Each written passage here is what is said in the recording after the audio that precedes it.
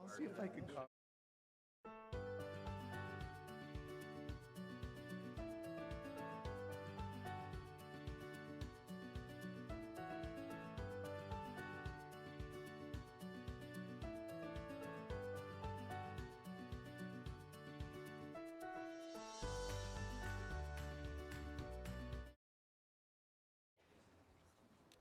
So welcome. So welcome to those that are watching online, and welcome to those of you that are in the audience. Thank you for being here tonight. We appreciate public involvement in our city council meetings, so thank you so much.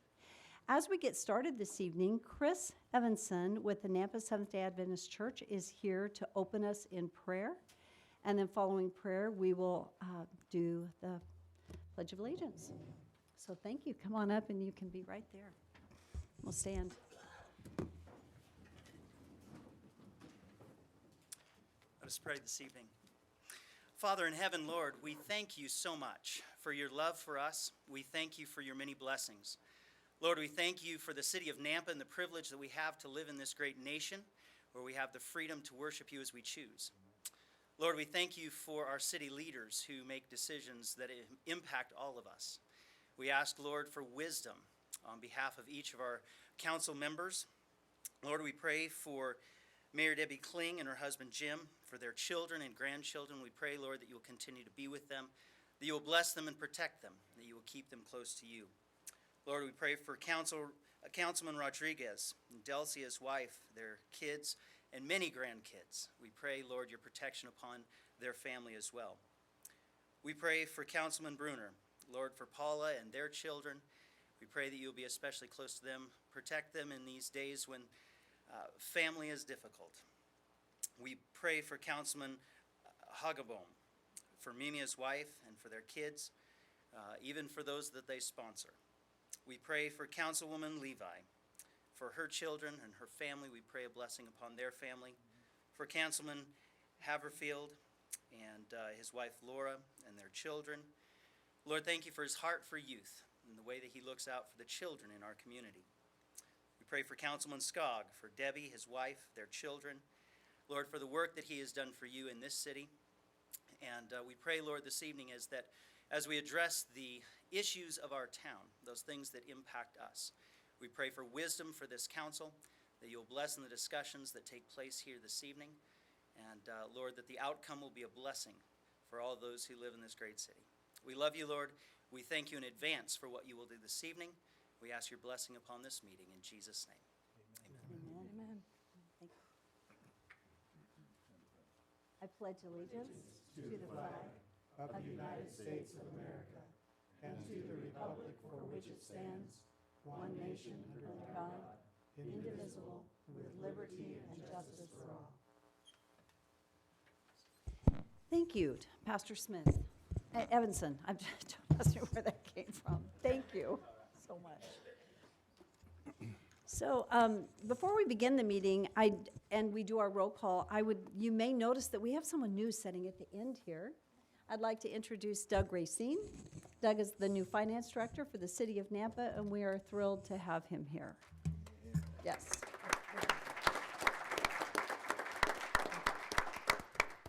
So welcome. And let's start with roll call.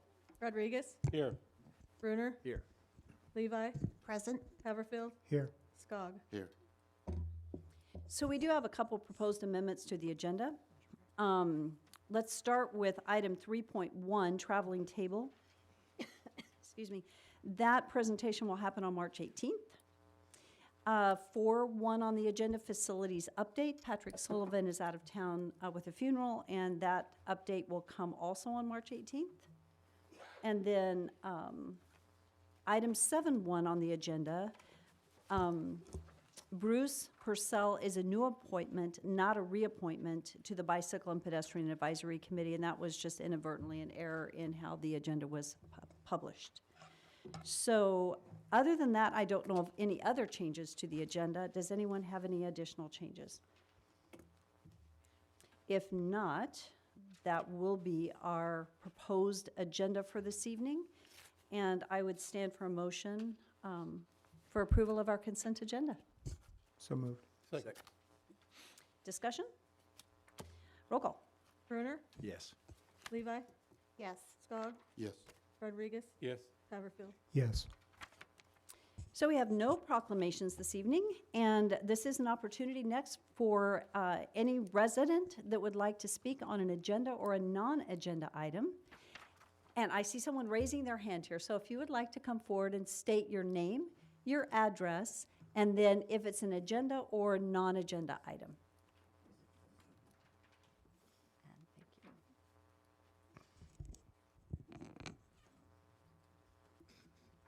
you. Joan Frazier, 2016 Fifth Street South, in Nampa, Idaho 83651. I believe now it's a non-agenda item. Do I go ahead and start? Yes, you may. And so you have 3 minutes, and thank you. Yeah, I'm going to talk fast on this. Okay. Okay, this has to do with the smoking outside the library. And I've looked at the different aspects of it, and what I found is, in addition to smoking outside the library, there's defecating in the stairwell, garbage found on the floor, people hanging around, that don't use the library. The problem's not the smoking. The smoking is the result of the problem. The problem is loitering. And there, from what I understand, there's 2 food banks down the street from the library. And if they're open more than 2 days a week, that draws the homeless people, and then they look for a place to camp out and have found the library. Is what I believe has happened. In Seattle, I think it's the Wallingford area, or close to it. They have a food pantry right in the middle of downtown, and they only give out the food 2 days a week. On Tuesday, everyone is welcome. On Wednesday, it's seniors only. That's because they can get to pushing and shoving, and that way the seniors don't get, knocked down. So anyway, told you that. Let's see. I told you that already. I think that the decision, as far as smoking goes, should be postponed until it could be looked into about the food banks, how many days they offer food, and that kind of thing. Because if they were offering it 5 days a week and close that down to 2 or 3, and granted, the homeless people, desperately need food. But what they do is they go to another food bank they know is open on another day, and because they're moving around, then they don't camp out, like at the library. And another thing, the benches around the library, they need to have an armrest in between. You can buy them that way. I don't know if they can weld it on, but that way people don't lay on the benches and sleep. So that way you can still have your benches, and not have people sleeping on them. Let's see. When I looked at a layout of the library and the surrounding buildings, 2 places I saw where I think it's possible to put up a sign, smoking area. And then one of those cans, with a thing that comes up like that, you put the smoking in. Oh, pooped. Okay. Yeah, I guess that about covers it. But yeah, and I think signs about no loitering, I realize that either one of those signs will impact the police department, but I think with the loitering, that would be the way to go. Thank you. I appreciate you coming, and thank you for sharing your comments. Thank you. And council, do you have any questions? I None? just love it here. I'm coming back again on another day. Good. Okay. Thank you. See, you're too nice to me. So we have 2 other people that have signed up. Nick Schladler? Hi. So, thank you. I'll let you state your name correctly and address, and thank you for sharing if it's an agenda or non-agenda. My name is Nick Schlater. Schlater. I'm actually a resident in the county of Canyon County, but I am a business owner located here in the city. So I am a retired police officer with the city of Nampa, and I have started I'm medically retired due to cancer, and I have started a youth basketball program in the city that we just passed our 1-year anniversary. And part of our board, we have discussed on bringing a 3-on-3 basketball tournament to the city. We're hosting this at the Ford Idaho Center, and I am here to ask for the help and the assistance of the city. I think that this could be a very large event, our very first year, but obviously it takes a lot of manpower, a lot of word of mouth. And so basically I'm here asking for your support for the program. It's for our youth. Our program currently is set up similar to that of the rec center. However, we focus mainly on the athletes that want to have more of a I guess just a more competitive atmosphere of basketball. And so Councilman Rodriguez, he helped get me in touch with the rec center, and we're trying to build a good relationship with them. So if athletes want something a little more competitive, they can come to us. If we get kids who just aren't quite as competitive and they just want to be for fun, they can go to the rec center. This is something that we feel that the city could benefit from to hopefully win a championship, which no school, no high school has won in the state for many decades, and we are trying to change that. But most importantly, with the 3-on-3 event, this is something that through social media, word of mouth, things like that, that we may be able to expand our reach and bring a lot of people into the city. So what is the date of your tournament? Do you have a date in mind? Yes, it's June 22nd and 23rd. That is a Saturday and Sunday. And it's in the, essentially the west parking lot of the Idaho Center. That's awesome. I'm familiar with them. That's awesome. So, Madam Mayor, is it Yes. okay, appropriate for questions for these or not? Yes, if you'd like to. Okay. Age group, please. What's the window of ages? Actually, we service all ages. For our For this tournament, what? for the tournament, we go all the way down from kindergarten, and we have a Man. 46 plus. And this is both boys and girls? Boys, girls, co-ed, unified, wheelchair. We've got, I think, 60 different brackets. And I take it you're not limiting it to the state of Idaho or whatever, as far as people want to come, is that correct, or is it just for the state, or? No, it is for anybody who registers. We've actually, we've spoken to the hotels in the parking lot there of the Idaho Center, and we've been able to secure approximately 30 rooms for out-of-state individuals at a discounted rate. Okay, great, and you have St. Al's right close for injuries, so. Yeah. All We're right, working thank- on that, yep. I think it's awesome. Thank you for what you're doing. Thank you, Mayor. Mayor, Thank you thanks. so Thank you, much. Council. Yes. Nick, is this a part of a national program? I mean, are you affiliated with something else here? So we are considered an AAU club. We actually, we don't deny children based on their financial status or anything like that. So we are part of the Amateur Athletic Union. We're our own entity of that, but we buy a club code, and that actually offers phenomenal insurance to all our athletes for $15 a month. So when they're playing with us and things like that, and they get injured, it's covered through the AAU program. So this is a for-profit? Currently, we are a for-profit. We are set up as a nonprofit, so we have a board.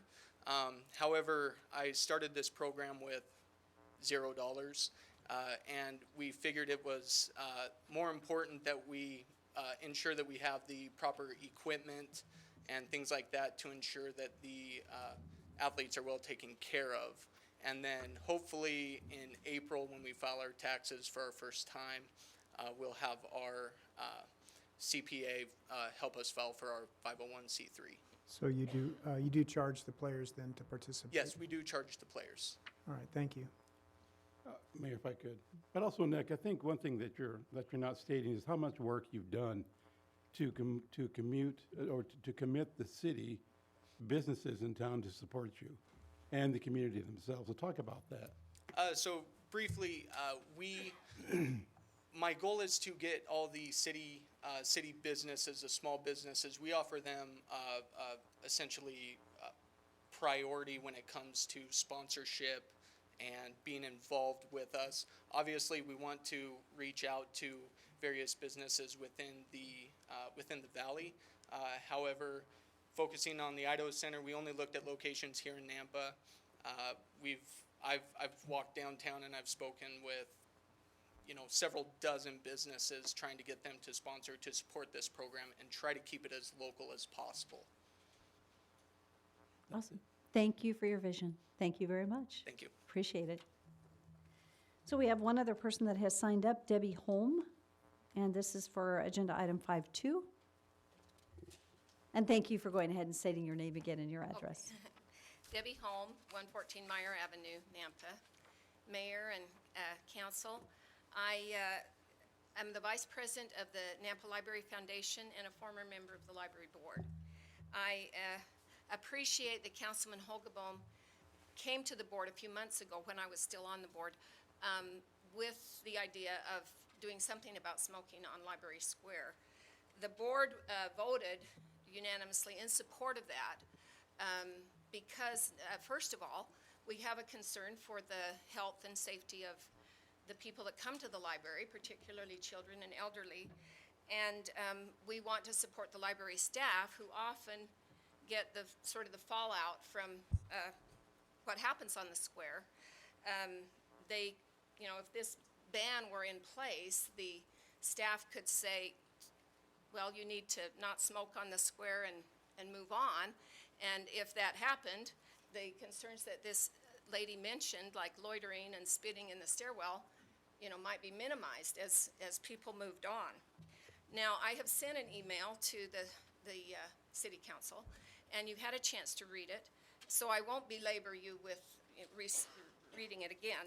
But I do want to add that smoking is not allowed in Indian Creek Plaza in Caldwell. It is not allowed in any Meridian parks. It is not allowed in Boise parks, except for a couple of designated areas in Julia Davis and Ann Morrison parks.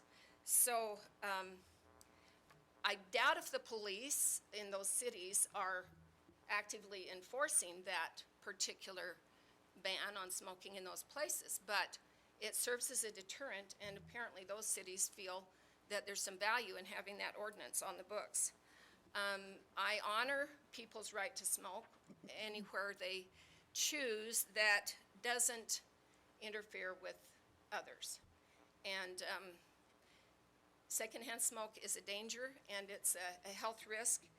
And banning smoking on Library Square would be just one small step toward making the square itself much more desirable for people to visit and hopefully for businesses to come and rent spaces there. So I urge you to vote in favor of the ordinance.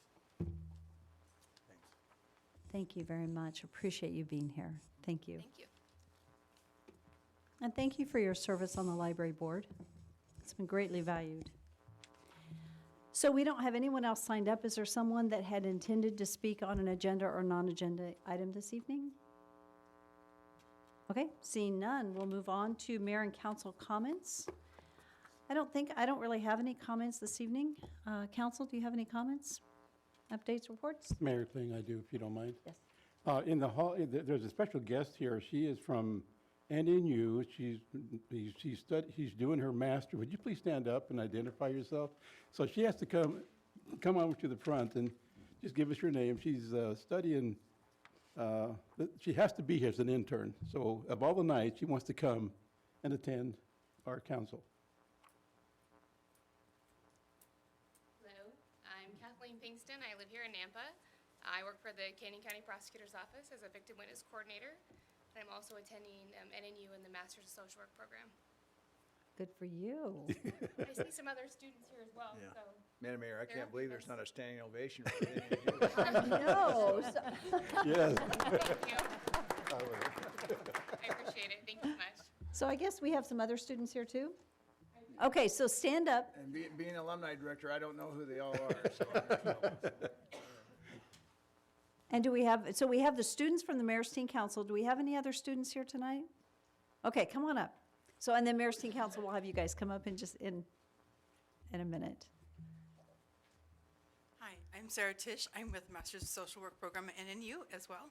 I work with Red Rock Pharmacy currently, so thank you for letting me be here. Awesome. Thank you for coming, and thank you for your work. Thank you. Good for Madam you Mayor, guys. that's not an easy program either. Is it 2 or 3 years now? Straight through? Depending on your track, you can go from 2 years to 3. A lot of people are doing about 2 to 2.5. So you're working and doing this also? Yes, What are you studying? I'd missed it. social work. Social Oh, I see. Yeah, same as Kat. Oh, wow, thank you. Yes. Good job. Okay, any other comments? I'm sorry for being late. My car wouldn't start at Panera Bread, so I kicked it and prayed, and it finally started after about 20 minutes, so, all right. We're glad you made it. sorry. Thank you, Rick. Okay, this is the time on the agenda for agency and external communications, and item 3.2 on the agenda is the Idaho Policy Institute. This is the presentation of the Treasure Valley Survey. And there we go. And thank you for sharing. Hi, Greg, how are you? As I was just looking for you and I hadn't seen you yet, so thank you guys for your work and thank you for being here. And then I'll let you state your name and tell us a little bit about your survey and look forward to hearing. Great. My name is Jeff Lyons, so I'm from the School of Public Service at Boise State and the Idaho Policy Institute, just like Greg, my colleague. I've got some handouts here for you if you'd like to see them that kind of supplement what I'm going to chat about here today. That'd be great. Right. So the clicker, I don't know either. I don't know how to work it or it's not working, so I'm just going to be running back and forth a little bit. Okay. Okay, thanks. We do at School Public Service, we do a couple of surveys every year. We do a statewide survey in Idaho. We do a Treasure Valley survey. The Treasure Valley survey is 1,000 respondents throughout Ada, Canyon, Owyhee, Gem, and Boise counties. It is generally speaking representative of the valley. So what I'm going to show you here, I know I have about 8 to 10 minutes, so I'm just going to show you a couple of our more interesting results, I think, that pertain to growth here in the valley, and then just have time for any questions that you have. So what I'm going to show are the results for the valley as a whole. What I've passed around to you all are taking out just the Nampa residents. One thing that you're going to see as we go through this is they're very, very similar numbers. So in general, to the audience and others, the numbers that you see up on the projector are very, very similar to what they are just for folks here in Nampa. Okay, so with that said, oh, you did? Fantastic, thank you. So like I said, the survey that we did was over 60 questions long. I'm obviously not going to go anywhere near that here tonight. We cover a range of things, but in general, a theme was growth. And so we asked general growth questions, which is what I will talk about. Then we ask about transportation, housing, bonding, a whole bunch of issues like that. So these are kind of the overview questions, but if you have any sort of more in-depth questions, we have some data on it. This is publicly available on the website, and you can also contact us, and we'd be happy to help you. But with that said, I just want to show you a few results on what folks in the Treasure Valley had to say about the growth that we've all been experiencing. So we've been doing this survey for a few years now, and we've been asking a question, is the Treasure Valley growing too fast, too slow, or about right? And for the first couple years that we asked this, 2016 and 2017, we saw that people were generally speaking divided between too fast and about right. Almost nobody said too slow.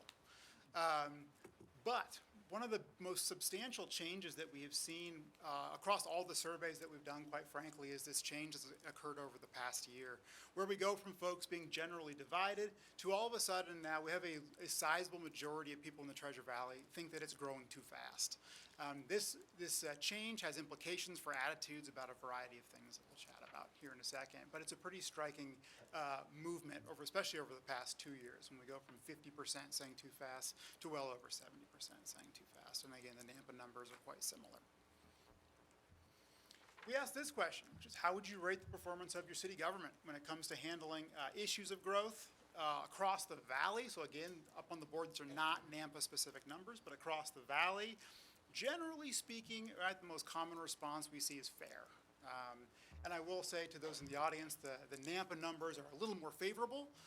So fewer people saying poor, slightly more saying fair and good. But in general, there's a fair amount of angst in the valley about sort of how local governments in general have been handling the growth that we've been seeing. We think that one of the reasons we're seeing that probably has to do with this idea of funding. So if people are expressing some dissatisfaction with how things are being handled, a sizable amount of it may be they perceive of there not being enough money to adequately deal with these kinds of issues, right? So again, a majority of people think there just is not enough funding available to deal with growth-related issues. And at this point in the survey, we're leaving that pretty open to say, what does that mean to you? We do, like I said, drill down more specifically into things like transportation and housing a little bit later on. I also want to point out the 20% who say they don't know or they refuse to answer the question is quite high. So this is also an issue where citizens just don't quite know what the lay of the land looks like. They don't quite understand the sorts of resources that are available to city government. They may not fully be aware of the kinds of things they're actually able to do or not do. One thing we wanted to do was understand what kinds of things related to growth folks perceived as being the most problematic. And so this is actually 4 different questions put into one graph is what you're seeing here. But basically we asked people about a couple different things and said, do you think this is a big problem, somewhat of a problem, or not a very big problem? So they had 3 different options for how they wanted to respond to this.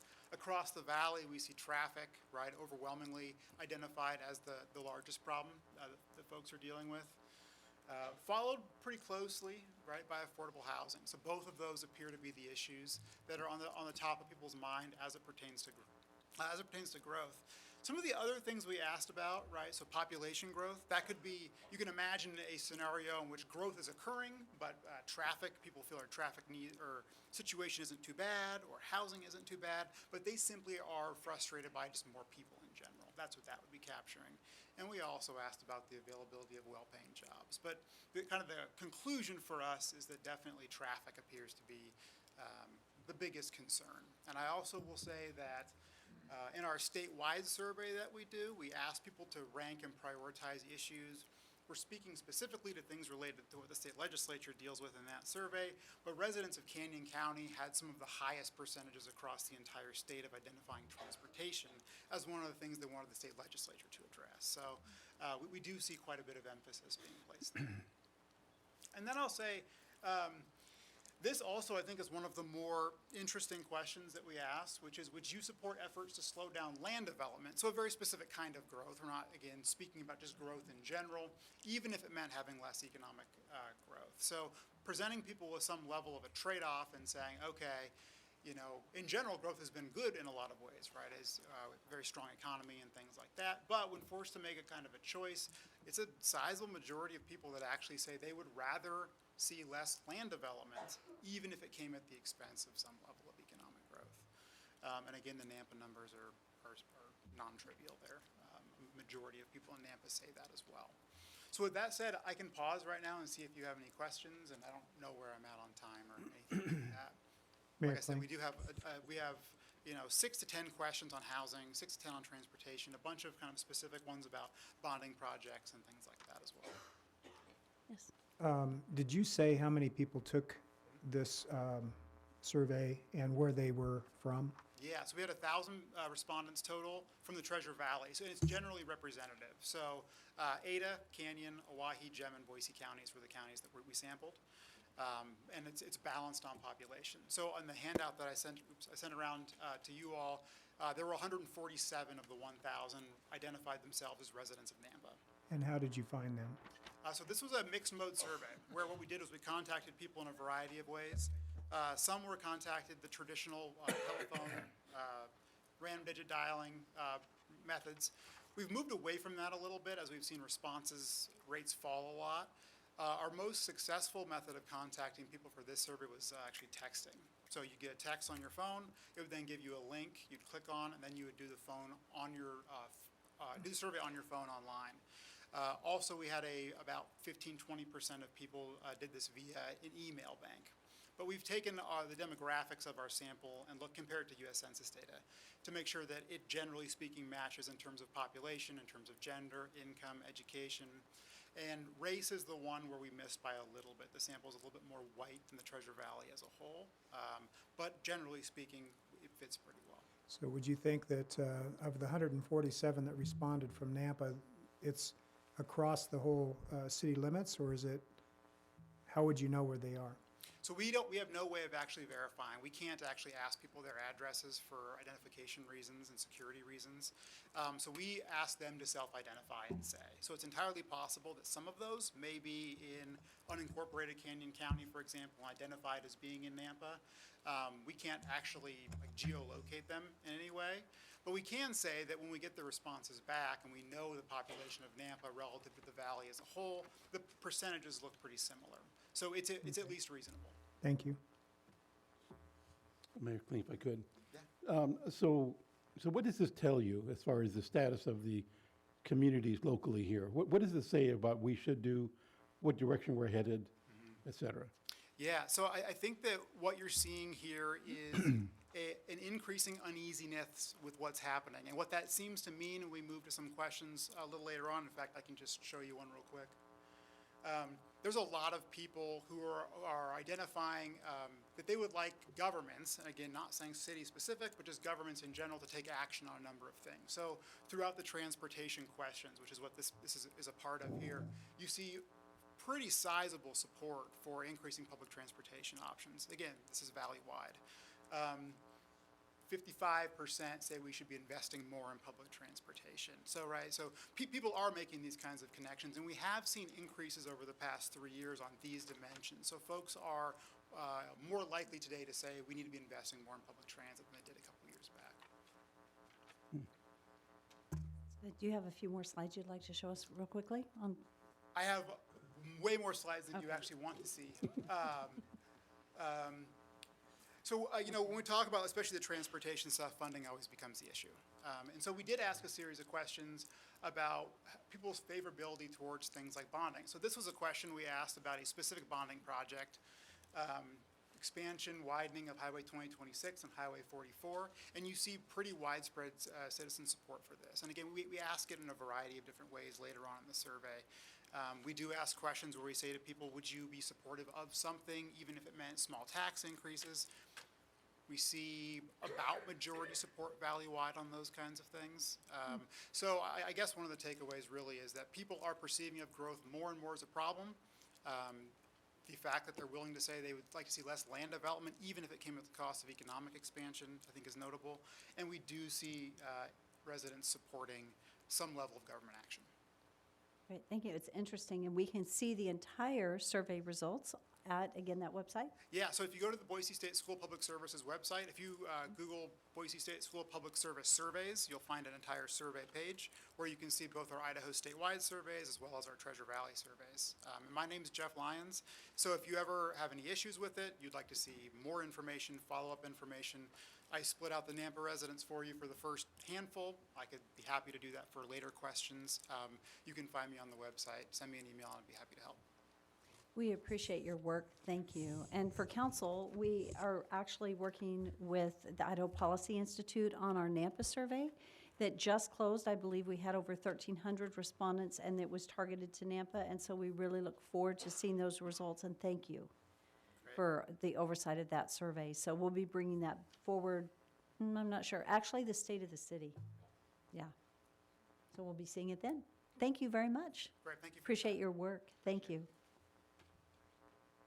The next item on the agenda, St. Alphonsus has a presentation of a grant to the Mayor's Teen Council, and thank you guys for coming.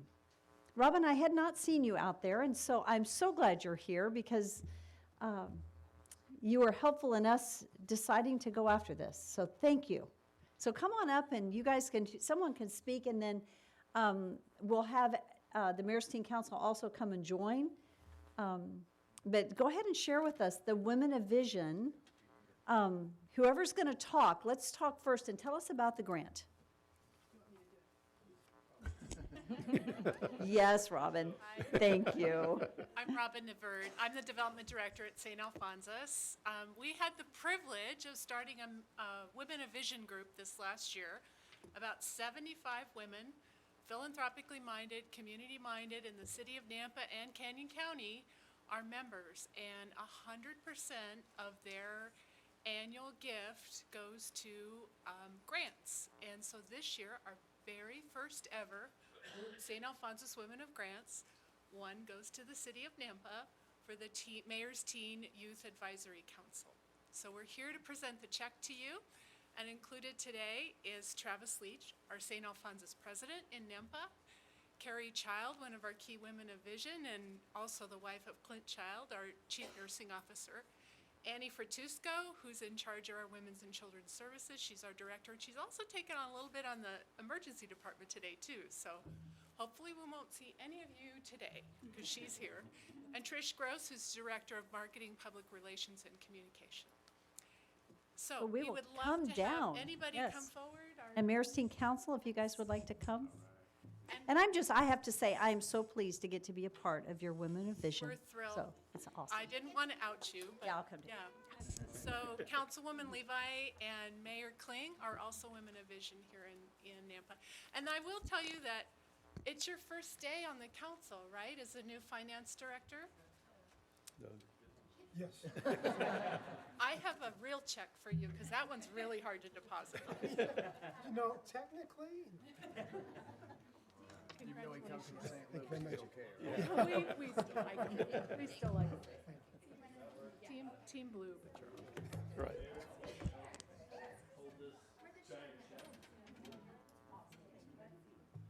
So on behalf of St. Alphonsus Women of Vision, we'd like to present this first gift of $3,000 to the city of Nampa and the great things it's going to do for young women in our community. And we just are delighted to be here and see this work move forward. Thank you so much.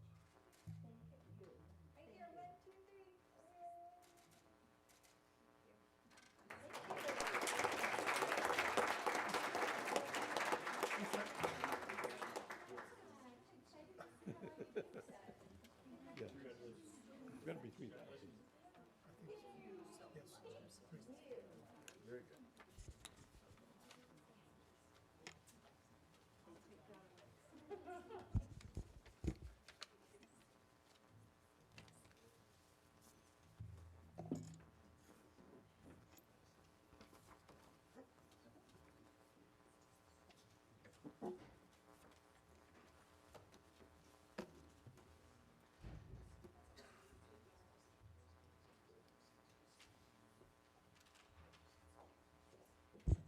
Okay, next, and thank you so much. That's awesome. We appreciate it. Next on the agenda are staff communications, and our first communication is a staff report with Tom Points.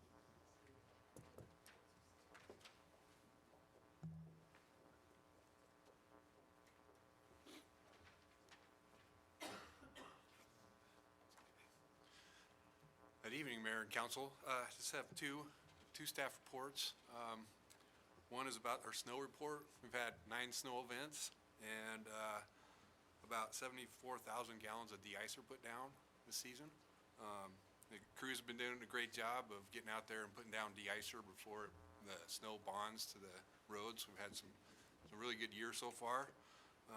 It's been successful, and hopefully at the next council meeting on the 18th, I can give you the final snow report and we're all done with winter.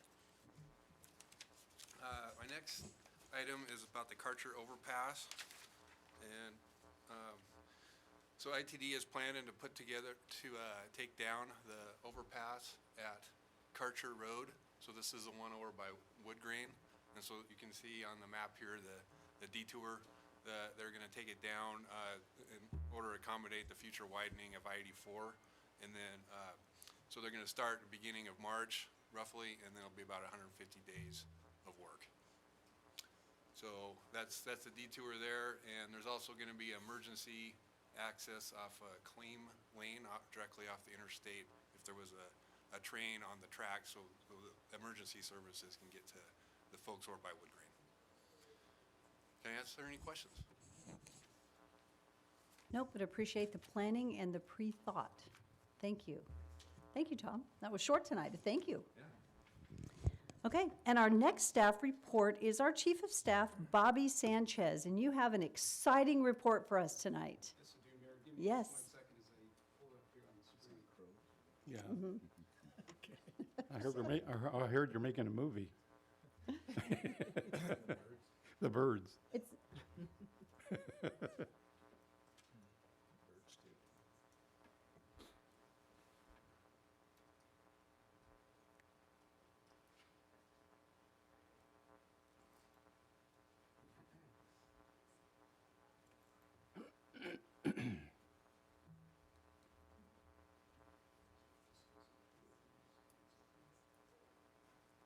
Well, Mayor and members of the City Council, good evening. Privilege and honor to be here to present to you and give you an update on our crow management efforts.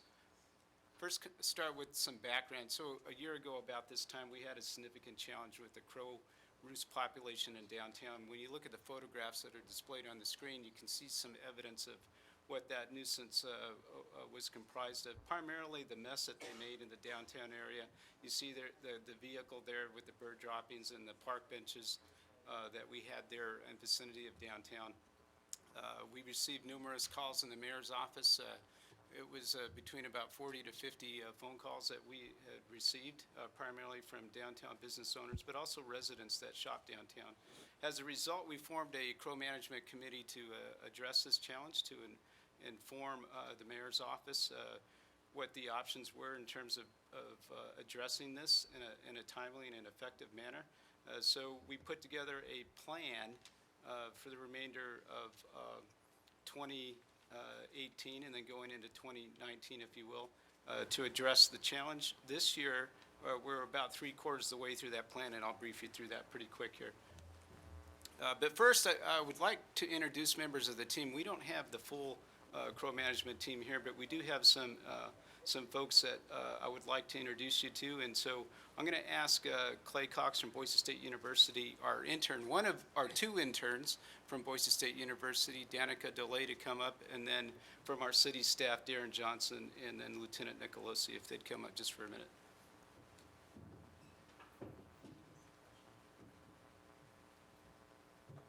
As they're making their way up here, our Crow Management Committee is actually comprised of subject matter experts from the Corvid or the Crow community, if you will, and also our Regional Conservation Office from the Fish and Game Department here in the state of Idaho. But they couldn't be here tonight, but I'm going to ask these folks to just come up here and introduce themselves, and then I'll continue on. Hi, I'm Danica DeLay. I'm a junior at Boise State University, and I'm the intern on the Crow Management Project. And what is your major? Biology with an emphasis in zoology. And that's why the interest. Yes. Wow. Hi, I'm Clay Cox. I'm the academic advisor for the 2 interns that have joined the team, and also for all the biology majors at Boise State, and hoping to recruit a few more students for next season, because we expect there'll be a sequel to the movie. Thank you for your commitment to making this an educational opportunity. This has been great. Although they need no introduction, Lieutenant Nicolosi and Darren Johnson. But for the folks that are live streaming and catching this from the online, I'm just going to ask them to come up and introduce themselves as well. Good evening, Darren Johnson with Parks and Recreation, just a helper with the Crow Committee. So. Mayor, if I may, the flashlight, Darren, with the picture of the flashlight, what was that all about? We were at a Fred Meyer. It's a laser. Oh, it's a laser? Yeah. Oh, okay, you were having fun then, okay. Hi, good evening, everybody. I'm Paul Nicolosi from the Nampa Police Department. Our Crow Management Committee, the subject matter experts had incredible value to our ability to address this challenge. Without them, we certainly wouldn't have near the success that we have. Our purpose, although it's threefold, if you will, is really about how we find common ground in managing the Crow challenge in a very non-lethal way that's respectful of nature and our environment while it meets the needs of our community members and our business owners. We put a very deliberate plan in place. This is the first year that we've had a plan that was comprised of several phases, and we've accomplished a lot in a short amount of time. We still have a little work to do, but highlights of the plan is that we've had successful pilot tests of technologies such as our drones, our handheld lasers, noisemakers, and decoys, and learned a lot about what's effective and really what isn't effective, if you will, when it comes to displacing crows or providing pre-treatments into areas to prevent crows from roosting. We will come back with a final report here after the end of the winter crow roost season, which we expect to happen here in about 60 days. In the meantime, there's the final analysis and assessment of the data that we collected, and that's where our student interns are going to play a critical role. As we look forward into 2020, here in the next 45 days, we'll be conducting a detailed after-action review. That after-action review will inform what we should sustain going into 2020. In other words, what things did we do well that we should keep doing in the future years? what things can we improve on, and then what things can we expand on. And so we had great success with Boise State University and our intern, or our interns. We've also made some progress, if you will, on a national level, going all the way out to Penn State University. There's a coalition that's called the Lancaster Crow Coalition, a national expert, Dr. Margaret Brittingham, that she found us actually by listening to an NPR radio interview and reached out to us. So we're looking forward to joining forces with her, if you will. So I'm going to end it there with any questions or comments you might have, and then I'm not going to sit down because I think I'm on the agenda again for an update on our sisterhood program. Bobby, I just want to say thank you. You've taken a challenge and created an educational opportunity and a lot of humor, and it's been awesome. So thank you. You've done a great job. So Mayor, just a quick question. So the laser, that's mainly done at night, after dark hours? It's yes, Councilman Brenner, Mayor Kling, it's an infrared laser that is only effective at night or into periods of limited visibility. So you had, I'm just curious, how many lasers at any one time pointing up at crows? We had 2 lasers at one time, and what we learned from that is we can effectively displace crows using the handheld lasers. Yeah. The larger question that we have to answer is where can we place them to in the long run? What is endgame? Is it out to the National Wildlife Refuge there at Lake Lowell or some other safe haven location that we established? They started at Caldwell, right? So we just keep yeah, certainly. keep moving them east? We figured we have about 3 more years, is that right? Yeah. Yes, ma'am. Approximately 3 more years. Thanks. Thank you.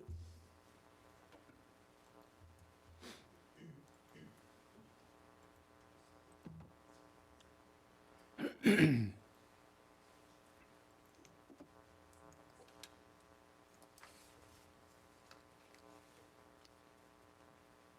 going to give a quick update on our sisterhood relations with TSAPON. I serve as the staff liaison to our committee.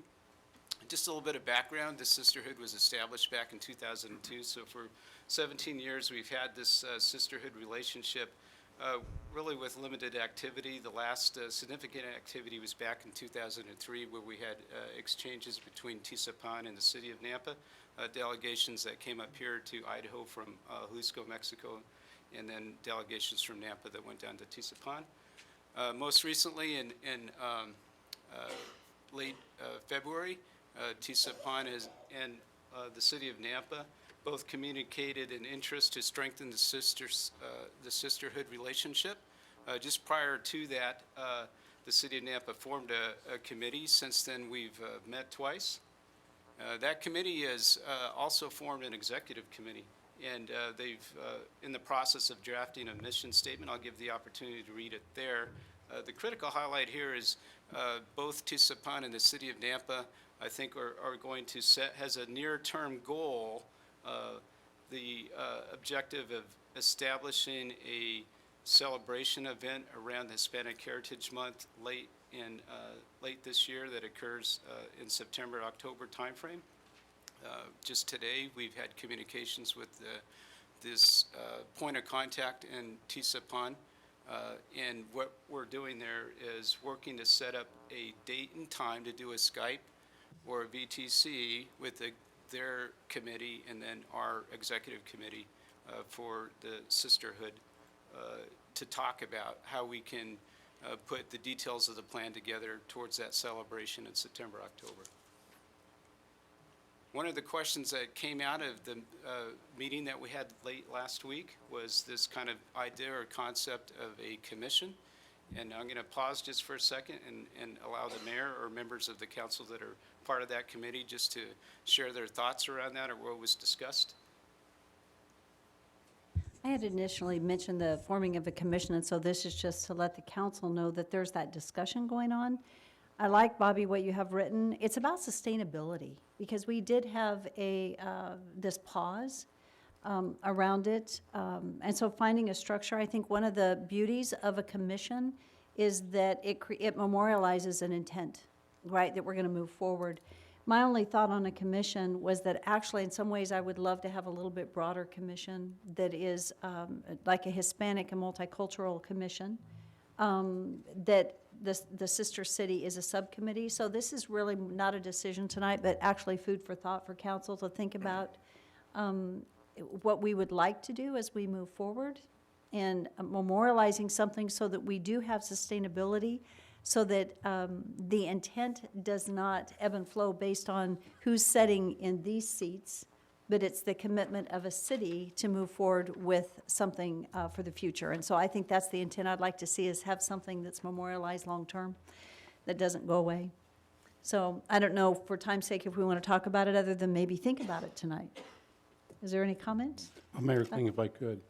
This committee will be founded, hopefully, as a commission by the city, because of the fact that there's a lot of entities involved in this committee. There's about 25 members all throughout the city of Nampa, all different ages, all different races, and they bring so much resources to our city that it's going to be the right hand of the mayor's office and also with the city council. So I'm excited about this, and I look forward to begin conversations to making this an actual commission. Thank you. Any further comments? Okay, we'll be thinking about it. All right, thank you, Mayor. Do you have any, is this our end? Any other questions or comments? That's my presentation. Great job. Thank you. Thank you. Bobby, thank you for your leadership. Appreciate it. We have two other agenda items that are under after staff communications, and this concludes staff communications. As we move into unfinished business, we're going to go through two items, so we're going to finish a few minutes after 7. We're going to do item 5.1 and 5.2. The first item has to do with the reading of the ordinance for the developmental impact fees, and the second item, 5.2, is actually the first reading of the ordinance for no smoking in the library. So we're going to get both of those done before we step into public hearings. So for 5.1, the first action item is the first reading of an ordinance for amendments to the Nampa City Code Title 3, Chapter 7, which is the developmental impact fees. The public hearing was on January 22nd. And Debbie, go ahead and feel free to read that and go. An ordinance enacted by the Nampa City Council amending Title 3, Chapter 7, Section 374 and 375 of the Nampa City Code relating to the City of Nampa's development impact fees, providing an effective date, providing for severability, and repealing all ordinances, resolutions, orders, and parts thereof in conflict herewith. And that was it. Okay. So I would look for a motion to approve the impact fees as stated in our ordinance that we've all reviewed, and this would be to pass under suspension of rules. So moved. Second? Is there discussion? Mayor, I have a couple questions for clarification, if I might, please. Okay. As I was reading through this, I noticed that the effective date moved from June to July. Is there someone that can kind of inform me as to why? I believe that was the 120 days because we moved our hearing out of February into March, and as we pushed it back, we needed to move the effective date back by the same length of time to fulfill the 120 days in the ordinance. So the 120 days could not be removed to keep the effective date at the June 4th? Now, I think the decision was to stay with the 120 days as agreed upon, which meant that by pushing it back, it did push it back a few weeks. Okay, and the second question is, I was reading through, there was reference to I think it was in this one, the January 2014 date would be kind of the back date as far as exceptions. What is the significance of that date? So, thank you, Daniel. I'll let you answer that. Patrick would be answering, but since he's at the funeral, he's not here, so thank you, Daniel. Mayor, Councilman Levi, as we looked at that and listened to the comments from council, the request was that we account for those developments that have already installed frontage improvements. So the proposal for that would be developments after that date in 2014. We will do an individual assessment for developments that were installed between that date and now. And so that's the significance of that date. Follow up, please.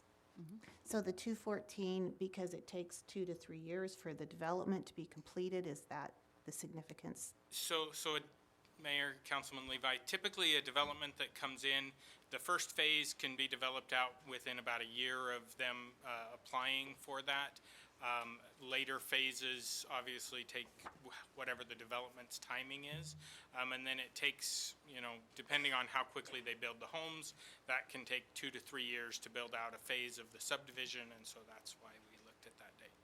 Thank you, Daniel. Thank you, Mayor.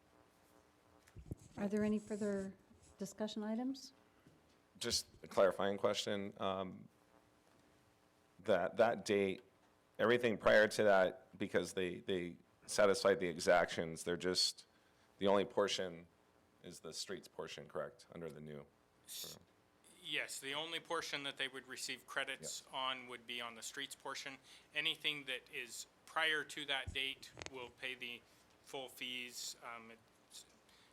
Basically, the thought process was that it had been long enough that they had time to complete all of their building in that phase, and didn't for whatever reason. A follow-up, is there some sort of prorated consideration for someone last year who is it prorated or a full credit if they satisfied the full exactions and then the new rates go in? So Mayor, Councilman Hogaboam, the methodology that we will be using is we will contact each of those developers and ask them to provide us with the costs they expended for the frontage improvements in that phase, and then we will calculate individually for their development what their credit would be. So they would be not necessarily prorated by time, but prorated based on the expenditure they had made with their development. Okay, great, thank you. Is there any other further discussion? So we have a motion that has been seconded, and if there's no further discussion, roll call. Brunner? Yes. And a pause, I'm sorry. I want to make sure, this was requested to be passed under suspension of rules. Was that in the motion?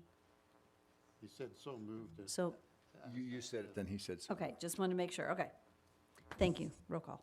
Levi? Yes. Haverfield? Yes. Skog? Yes. Hogaboam? Yes. Rodriguez? Yes. Thank you. You know what? A lot of work went into this, and here we go. And Ann, thank you for your work. We appreciate it. See you in 5 years. Yes. Good Thank job. you, Ann. 5.2 on the agenda, action item. This is the first reading of the ordinance for no smoking by the library.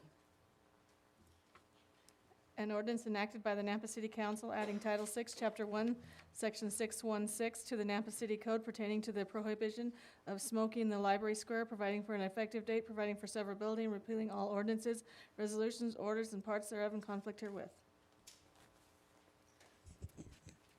Okay. Is there a motion? I make a motion to accept the ordinance as read. And I would assume this is going to pass under suspension of rules? Yes, under suspension of rules. Mm-hmm. Okay, so it's been moved. Is there a second? I will second that. Discussion. Madam Mayor, I'm not going to vote in favor. I do not like the smoking in that area, but I think it first should go through NDC and with signage, and I think that would be the first step before moving on to an ordinance that my understanding from, which I understand from the chief of police, that this will not be enforced. And I'm just philosophically against having ordinances and laws that are not going to be enforced. Mayor Kling. Yes. I would reinforce Commissioner or Councilman Bruner's statements. I don't believe in big government. I think it's better to try to limit the overreach. Behavior modification through law enforcement is something that I don't think that this is the best way to approach this, and I won't be supporting this at all. Okay, any further discussion? Mayor, thank you. I do not either, I support the fact that we need to limit our government involvement. At the same time, we need to be able to address each other in a mature and common fashion, whether it's somebody smoking at the library plaza or whatever. But as it stands today, I think there's a bit of apprehension on the part of our community to say anything, for instance, that we don't smoke here or the smoking is over there, because they're concerned about retaliation. And to answer Councilman Bruner's comment about having ordinances that can't be enforced. I agree, but at the same time, I pretty well feel confident in saying that we have a lot of ordinances on the book that our police officers cannot enforce just because you humanly cannot do that. So I'm kind of torn because I want to be able to see people that want to go to the library and on the plaza enjoy being able to be there. But I would also like them to have a tool that makes them feel comfortable. As I stated at our last meeting, you know, could you please not smoke, or the smoking is over there, or something to that manner that alleviates any possible confrontation, but yet also empowers them to take responsibility and just say, could you please not smoke here? So it's a really difficult thing because I don't want that government overreach, but I also don't want people to suffer pleasantly. And Madam Mayor, if I may follow up with Councilwoman Levi, apologize. And, but our understanding, what I am proposing is a first step before we go to an ordinance, and that would be going to the Nampa Development Corporation and having signage rather than starting with an ordinance. So I'm not saying down the line 6 months from now, if the signage does not work, that we couldn't possibly move to an ordinance, but I think there needs to be a first step taken. Mayor, may I follow up with that, please? So Councilman Bruner, please educate me a little bit on this, because I've wondered the same thing. Can we just, if the NDC were to approve, could we put up a sign that just says no smoking in the plaza? And it does not have to be an ordinance? Councilman Levi, I think I can answer that, but I'm going to go to who was the past chairman of the NDC, and he's sitting to your left, so I'll let him answer that question. Thank you. If he so desires. Can you restate your question then? Yes. I was just wondering if this goes to the NDC, does the NDC have the authority to just put up signs, no smoking in the plaza, with no ordinance behind it? Certainly. And that's the behavior modification that I was mentioning. I think if it's a collaborative effort and it's a partnership that's taking place instead of a mandate that's being placed, it's a different approach.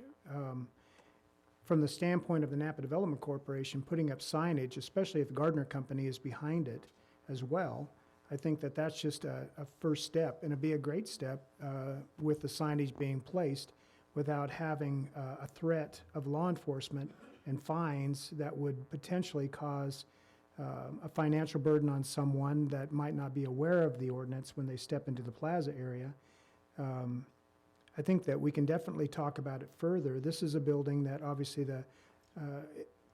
we want to be considered a community center, and that's important. I think in talking to the mayor, it was meant to be that until the city takes over the building. The library is a tenant in a building that Napa Development Corporation basically owns at this point, along with the parking structure. So I think there is a process to follow. It wasn't followed to begin with, and I would like to say, well, maybe if we take a step back, look at just putting up signage right now, looking at trying to, as a behavioral modification, be more one that's embracing instead of one that's confrontational, because I see the potential for problems.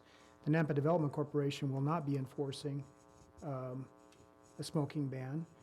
So who does it fall on? If it falls upon the librarian or the library staff, I just don't want there to be a confrontation with someone in that area. But if the signs are put up and a please don't smoke is more of the approach instead of I'm going to call the police on you, it's different. There's a different way to handle it. So I would definitely be behind putting up signage to begin with as a first step. Just for clarity, I would say that there has been a presentation to NDC on this. I don't want the public to think that NDC is not aware of this, because NDC is aware of it, and they've been asked about the signs. And the enforceability, I think you've got greater enforceability. I don't think signs are going to remove the issue of whether someone's going to go out and ask someone to stop smoking. With an ordinance, you actually do have the ability, you have some teeth behind you, that there is a no smoking ordinance. But I just don't want there to be a misperception that NDC is not aware of this, because a presentation has been made. Mayor Kling, the lady, I think she's left. The issue, as I've been able to understand it in talking to Councilman Hogaboom and to others, it's a loitering issue. It's more of that concern that the behavior follows the loitering aspect of it. And so if the loitering isn't being enforced, a person smoking, whether they're smoking or loitering or both, is what are we trying to solve here? Is it the loitering issue we're trying to solve? Or is it basically a secondhand smoke which is dissipating in the air anyway? We have, at the state level, a Clean Air Act. To add upon it additional requirements is a slippery slope. I think that we start going down a path that's being created, that the park is next in Lakeview, whatever. You start choosing to go down a path of once opening that door, I hope it's not a Pandora's box. And the liability that might follow, hasn't been totally explored. But if it's a collaborative effort between the Nampa Development Corporation and City Council and the library, and we all focus on something that's a positive approach, I don't think law enforcement, and in listening to Chief Huff and others, they don't have the staff to enforce this. So a phone call to law enforcement that a person's smoking, it's not so much the smoking aspect of it. It might be that something else has been escalated beyond that to cause them to have to come out. Otherwise, they're not going to respond. So why have something on the books? Why create a bigger government situation when we don't need it? That's my So- point. Councilwoman Levi, and then Councilman Hogaboll. Thank you, Mayor. I have a few follow-up questions for different people. So first, I'll ask Councilman Haverfield respectfully. So if we were to allow this to go before the NDC, and as the mayor so eloquently put, that it has gone before, was the NDC and the Gardner Company favorable to put signs? It was discussed. I don't believe, and Darrell helped me with this, I don't think we voted on anything. It was just a discussion item. Well, I was absent same with the council meeting at the last NDC, so prior to that, I am not aware of any communication. Right. Okay. And then a few other questions. And to answer to follow up with your second question, as we discussed this at the last Nampa Development Corporation meeting, the Gardner Company had not been contacted. They were contacted later that day after the NDC meeting. And that information was brought forward at our last city council meeting. And they were favorable, I understand. Yeah. Correct? So the plaza belongs to the city, but the others are NDC and also to the Gardner Company. So how does that work as far as with the NDC and voting to put up signs if the plaza belongs to the city? That would be a question you defer to Mark. I don't know that the city owns the plaza. No, it was my understanding that NDC owned the entire block except for the private property that Gardner owns. Tell the bonds. But I think there is an agreement that covers that plaza area that speaks to giving both Gardner and NDC a voice in the rules, regulations, and activities that occur there.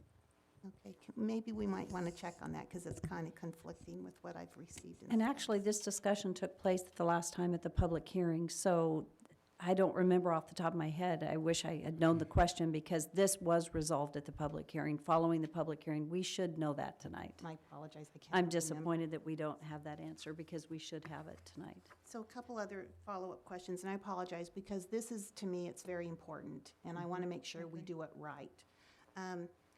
So if we were, the Clean Air Act, if it's at the state level, how does that umbrella over into the city level, or does it? Say that one more time. This Clean Air Act at the state level?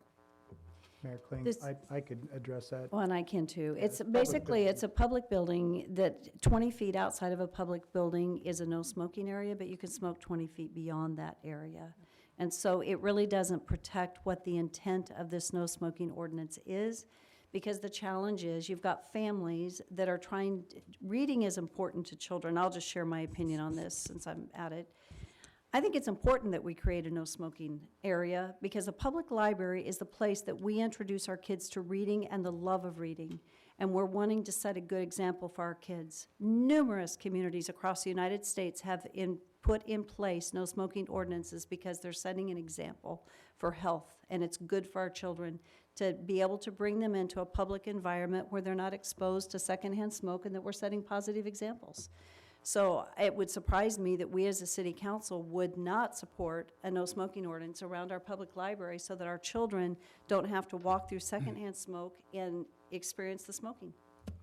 So may I follow up, please? Thank you. And I appreciate your points on that, because I think about the vision statement that we're looking at in a healthy community. Right. Well, if everything, when you have a founding document, and you write a founding document, then every decision you're making should be reflective of that document.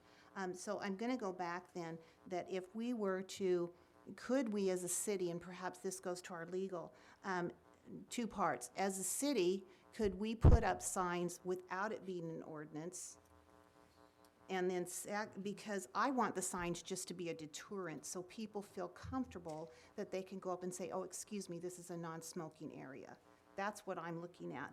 And then if it were to go through NDC, but the NDC does not approve it, then could we bring it back to the council and revisit it? Mayor Kling.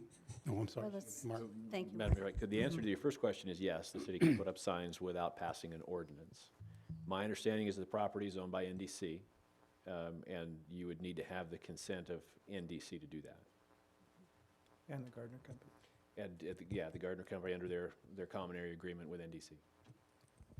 Mayor Kling. Yes. Thank you. Correct me if I'm wrong, the NDC does not enforce laws or make up laws for property they own. That belongs to the council, correct?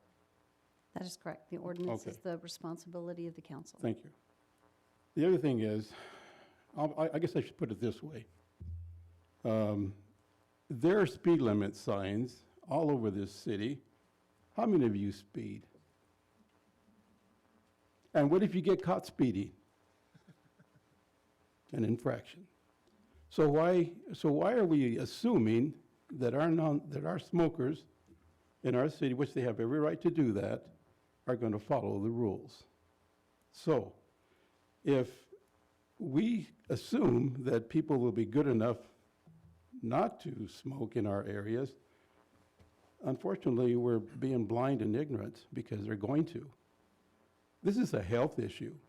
If it's okay for you to smoke, but it's not okay for me to inhale your secondhand smoke. Simple as that. I fully support this. I'm just amazed at issues that have been brought up with this, because this is an issue for our children. This is our issue for our environment, our community. And I applaud Councilman Hoagman for bringing this up.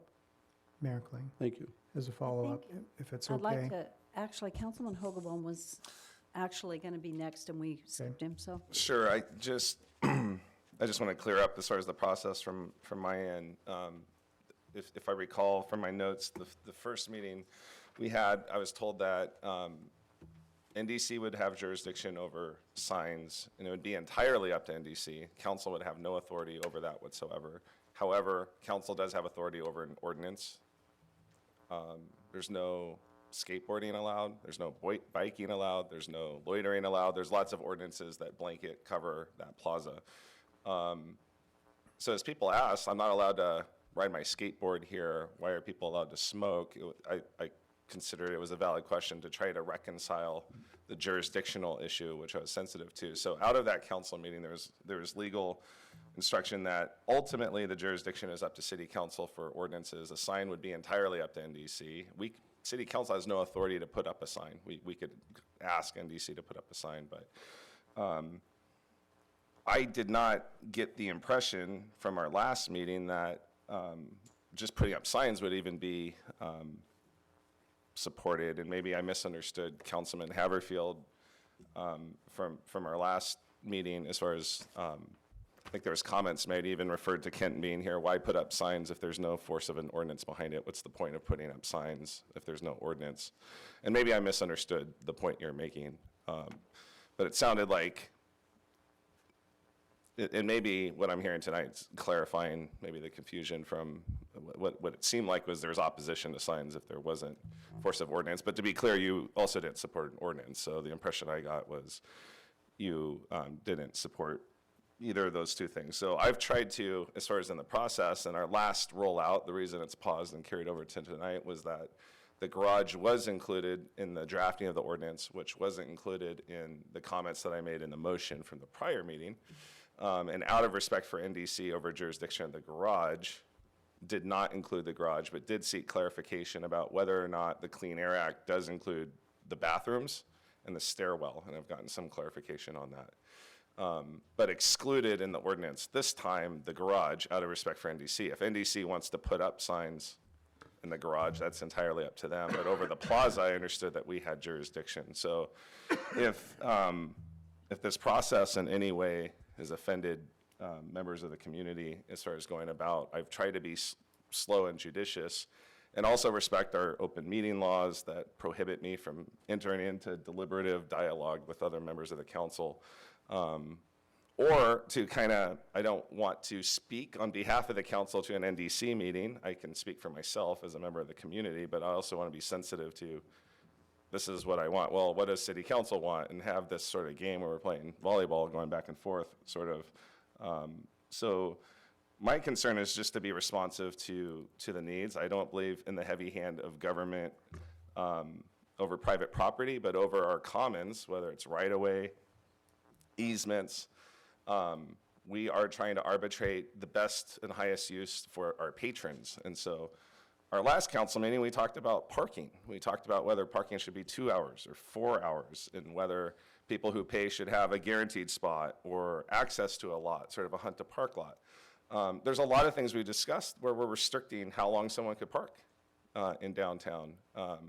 And the reason we restrict someone's liberty to park wherever they want, however long they want in public space, is because we're trying to achieve the highest and best use. So I respect the instinct from the council to say we're for liberty, we don't want to impose upon anyone, but at the same time, there's many times where rather, what I gathered from there is actually be more restrictive and to say that only someone who's paid a monthly fee can park in a particular lot and have access to that. All of these are examples of us trying to achieve the highest and best use in our common public property to prohibit one person from sort of functioning like the property belongs entirely to themselves. And so public property doesn't belong exclusively to one person, and so whenever in our civic polity the freedom and happiness of two people collide, you hope that there's a civil arbitration in the matter. But observing what's been taking place at Library Square, this is where a government ordinance is the last resort to at least say the law is on the side of a particular group of people carrying out activity. This isn't the class of people as smokers. I have no problem with smokers. In fact, a lot of smokers said the smokers at Library Square give us a bad name because we would never sit there or stand there in front of children walking back and forth on the parking garage. So, so as far as the process and as far as just trying to respond to secondhand smoke as a private property issue, that becomes my second tier way of trying to arbitrate. I think this is an important discussion about the role of government, and secondhand smoke is more a property rights issue that's invasive to me than skateboarding or even loitering without smoking, even though I think you should deal with loitering, but someone who's just peacefully sitting there. But we prohibit someone from sleeping on a park bench. They can't just claim the park bench as theirs. They can't set up a tent in the lawn. Someone can't go in there with their Sony blast, well, people don't carry around their boombox anymore, but just play loud music. So we're saying that, yeah, we do infringe upon someone's personal liberties to play loud music, to sleep on the lawn, to do a lot of things because that is not the designated use and purpose of the plaza. So the intent for the plaza was simply to say we want this to be a family-friendly place. The feedback from our downtown patrons are begging us to do anything that we can to try to make Library Square and the community more family-friendly. And so I, again, don't want to rehash all the motivation behind that, but I just did want to speak to all the procedure and the legal counsel that's been received in the process of the last two meetings and stuff that I've heard deliberated on this body, and maybe I've misunderstood the jurisdiction over the garage as opposed to the plaza and Gardner, what NDC alone is allowed to do compared to what the city council is allowed to do, whether members of this body supported signs, didn't support signs, or thought signs were not really helpful if there wasn't an ordinance. That's why we deliberate. I know this has gone long, but I just wanted to, at least for the sake of my fellow council members, just let you know where I was coming from in the process that I've tried to follow. Mayor Kling. Thank you. Just as a follow-up, with all due respect, we can agree to disagree on things. As I mentioned at the last council meeting, smoking is not against the law. Until it is, I don't think, enforcement of smoking is not going to happen universally. The thing about, as far as in my research, and I have done research on this, the number one cause of mortality is heart disease. It has nothing to do with smoking, or if smoking had anything to do with it, it'd be a minor thing. So as we start looking at obesity and it's a slippery slope, you start going down that when you start looking at things that are behavioral issues that you're going to legislate, we can be family friendly in the plaza area without having to create a law enforcement tool, I think, at this point, but that's my opinion, and it's obviously not yours, so that's my opinion. Thank you, Randy. Okay, at that, it's late, and I think we need to... Mayor, I haven't had a chance to speak. Oh, I'm sorry. Excuse me. I thought you were leaning forward because you were ready to move on. No, I was falling asleep during Councilman Hogaboom's I'm sermon. sorry. Please feel free. This ordinance is divisive. If you say to NDC, we would like you to put up no smoking signs, it will be unanimous from all of us, and they'll probably put them up. If they don't, we can come back and visit the ordinance. But using the heavy hand of the police is the last resort of anyone who likes smaller government. You can say you're for smaller government, but when you take an act to put somebody potentially in jail for something, that is the strongest thing you can do. You can say, well, it's just a fine. Well, some of these people won't pay the fine. Then they're going to get an arrest warrant because they don't pay the fine or they don't show up. Then they're going to end up with a public defender. And it's just going to cost us, like it does on some of our ordinances that we have, and infractions more than it is that we get back. So I'm saying, please, and Councilman Levi, you brought up very good questions. Let's just back up a little bit, go to NDC and say, do a recommendation tonight. We would like you to put up no smoking signs in the plaza, lots of them, make it clear, and I bet it has the desired effect. So that's my plea. Yeah. Madam Mayor, 20 seconds. I'm part of NDC. I will vote in favor of signs. Councilman Haverfield, I ask you what your vote would be. I would support that. Okay, so that's 2 out of 5. So if you're a gambler, there's 3 other people that are not here. So, okay? Okay. Is there any other discussion? Councilman Hogaboom. It's unfortunately been, it has been divisive, and I don't know of anyone who's gone to jail, but I would support, I think this body speaking more unanimously as possible would be better for the implementation. A 3-3 vote that's broken by a tie is still valid, but I wish we could speak more unified because we're trying to tell our community that we're safe and clean. So if there was a good faith step to try to attempt to put signs up, and I know that Claire, who's not able to make it here, who's not here tonight, felt that the force of the ordinance would be helpful behind notifying people, but they can notify people, no smoking here, and if they say you can't make me leave, maybe we can try to track and see how that's going, and then maybe revisit the issue of whether an ordinance is necessary as a last resort step. So I hope I'm not disappointing the people who support. What we're trying to do is get to the desired effect, which is to deal with the smoking. And so I'm willing to rescind my motion, or you can vote it down if that's the will of the council. Can I vote down my own motion? I guess, but, No, but you can okay, withdraw your motion. I can withdraw if there's a second, and I don't know if it would be an action item to request from NDC to place no smoking signs around the plaza without the force of an ordinance. To monitor it for 6 months and then maybe revisit whether we have to add an ordinance under the sign if necessary. I'll second that motion if that's a motion. Well, Okay, so let's pause just a minute. I just want to make sure. So we had a motion on the floor. Yes. You have rescinded your motion. The second was done by Victor. Victor, do you agree to rescind the motion? Your second? No, I don't agree to rescind it. I still agree with the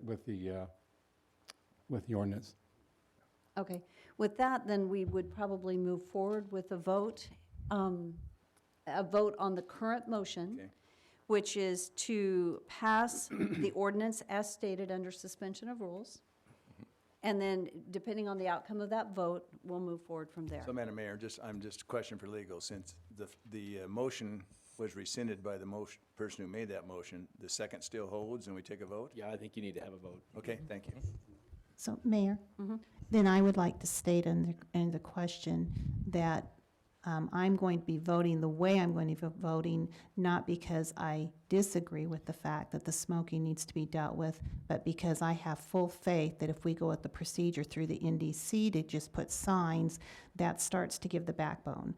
But if we find out that doesn't work, then we can revisit it, and if we have to take a more stiff action through the council, then we can do that. And I just want that on public record. Thank you. And Madam Mayor, just for myself, I can't speak for the others, I do not want smoking in the plaza, okay?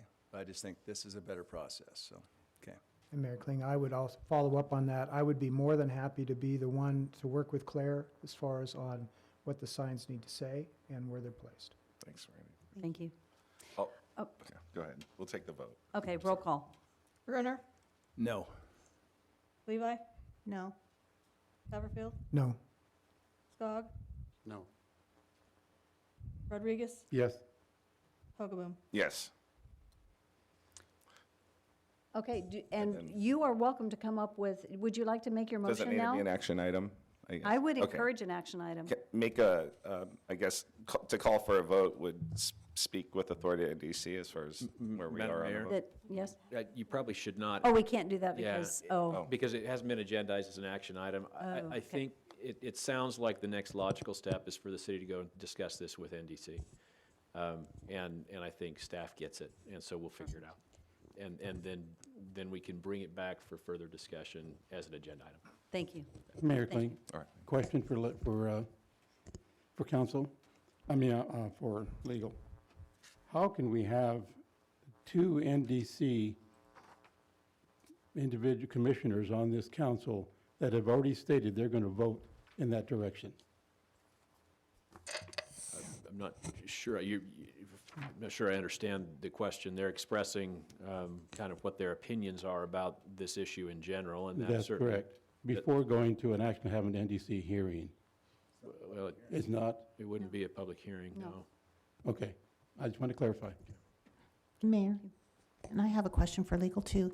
Could we not do a subsidiary, I don't think that's the right word, motion that directs staff or for us to go to NDC? Yeah, I would encourage you not to do that. The item was agendized really only as the first reading. Typically, the motion to pass under suspension of rules would follow that. But now you're talking about really adding a separate action item that wasn't really there, so. But I don't think it's strictly necessary. I think that there seems to be some consensus, that we need to pursue a discussion about something. Right, and this is in keeping with the state statute that does not allow additions to the agenda in less than 48 hours. And so that is in keeping with that. So that's why. So now, what is the next procedure then? How does that end up going before NDC? We will put it on the NDC agenda. And so, and I don't know, you know what, maybe one of our councilmen will put that on the Mayor- agenda. Mayor Kling, I'll make sure it gets put on the next agenda. Thank you. Thanks, Randy. Appreciate it. Thank you. Mayor. Thank you, Lee. Councilman Haverfield. Okay, so we are very late on our public hearing. So at 7 o'clock, it's now 7:30. We do have two public hearings this evening. We are going to start with public hearing. It's 9-1 on the agenda. This is an action item. Dale Tackett of 1907 South Elder Street has requested a variance to the City of Nampa zoning ordinance fence code, section 1018D, which allows a solid closed, non-vision perimeter fence up to a height of 36 inches or 3 feet in a front yard. Mr. Tackett has constructed a 72-inch, 6-foot-high solid closed non-vision fence from the front of his dwelling to within approximately 12 feet of the front property line, and has requested that it be allowed to remain due to the fact that there are unique site and other circumstances between 1907 South Elder Street and the neighboring property that justify the fence remain in the front setback area at the 72-inch or 6-foot height. With that said, this evening as we begin the public hearing on this, we have a process that we go through. The applicant has an opportunity to speak, then we move to a staff report. Following that, we will go into public testimony, and Following the public testimony, the applicant will have an opportunity to come back at what we call applicant rebuttal, if you have any final closing remarks. I would like to state that this particular item has been contentious. I think there's been some feelings on this particular fence issue. I want to say this evening, we're going to stay very focused, and we're not going to go into any ancillary issues. We're going to stay very focused on the fact that you've requested a variance to the city of Nampa, to our zoning ordinance. So we're going to stay very focused on the fence side of it. And so you must be Mr. Tackett. Great, thank you for being here. And so thank you for starting by stating, it's Mr. Dale Tackett. Go ahead and state your address, and then we'll listen to what you'd like to share. My name's Dale Tackett, 1907 South Elder Street, Nampa. What else did you want? Thank you, and that's it. So go ahead and share with us why, exactly what you're asking for. And do you have some pictures of what you're asking for? Oh, yeah. Okay, that would be great. Thank you. You're welcome to hand those out. We only brought 6. We thought there was just 6 of you. That's fine. Well, and then I think we have the picture for the, We'll share. thank you, actually. Thank you very much. We'll share because you're going to need that. Yeah, we're fine. I'll take it. Thank you. You're going to need it for your packet. I don't. We'll just tell them why you want it. First, I would like you to look at what my neighbors think of this situation. Is that okay? And let's pull the mic just a little closer to you. Well, I don't know if we can, but just speak right into it. I'll try to speak into it. Thank you. First, I'd like to let you know what my neighbors think. I went around the neighborhood and people that's been in and out of my driveways.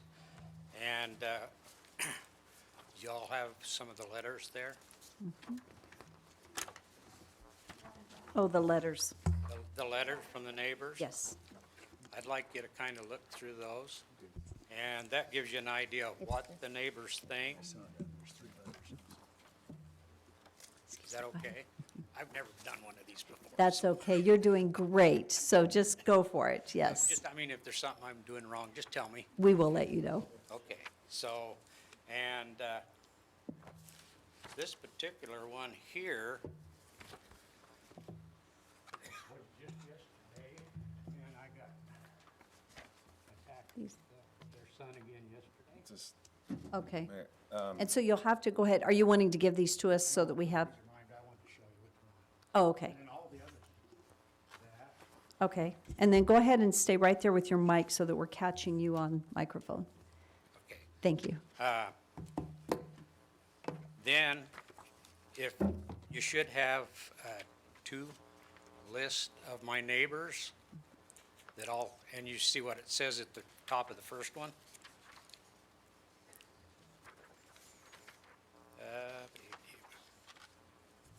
Okay, thank you. Here it is. Should look like this. We've got that. Thank you. And these neighbors all agreed to what it says at the top of this page.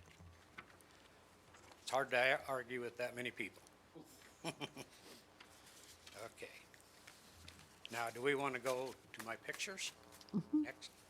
Did you get a chance to read the little letters?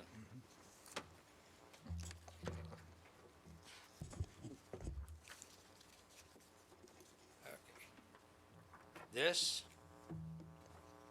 is a picture of the tape at 25 feet, and that is just to the edge of the road. The next picture you should have shows the tape stretched out the 25 feet to the edge of the road. And this is the next door neighbors. And this is what is 33 foot from my front door. Okay? That's what I look out at, and I look across this way to the south. And this is what I look at.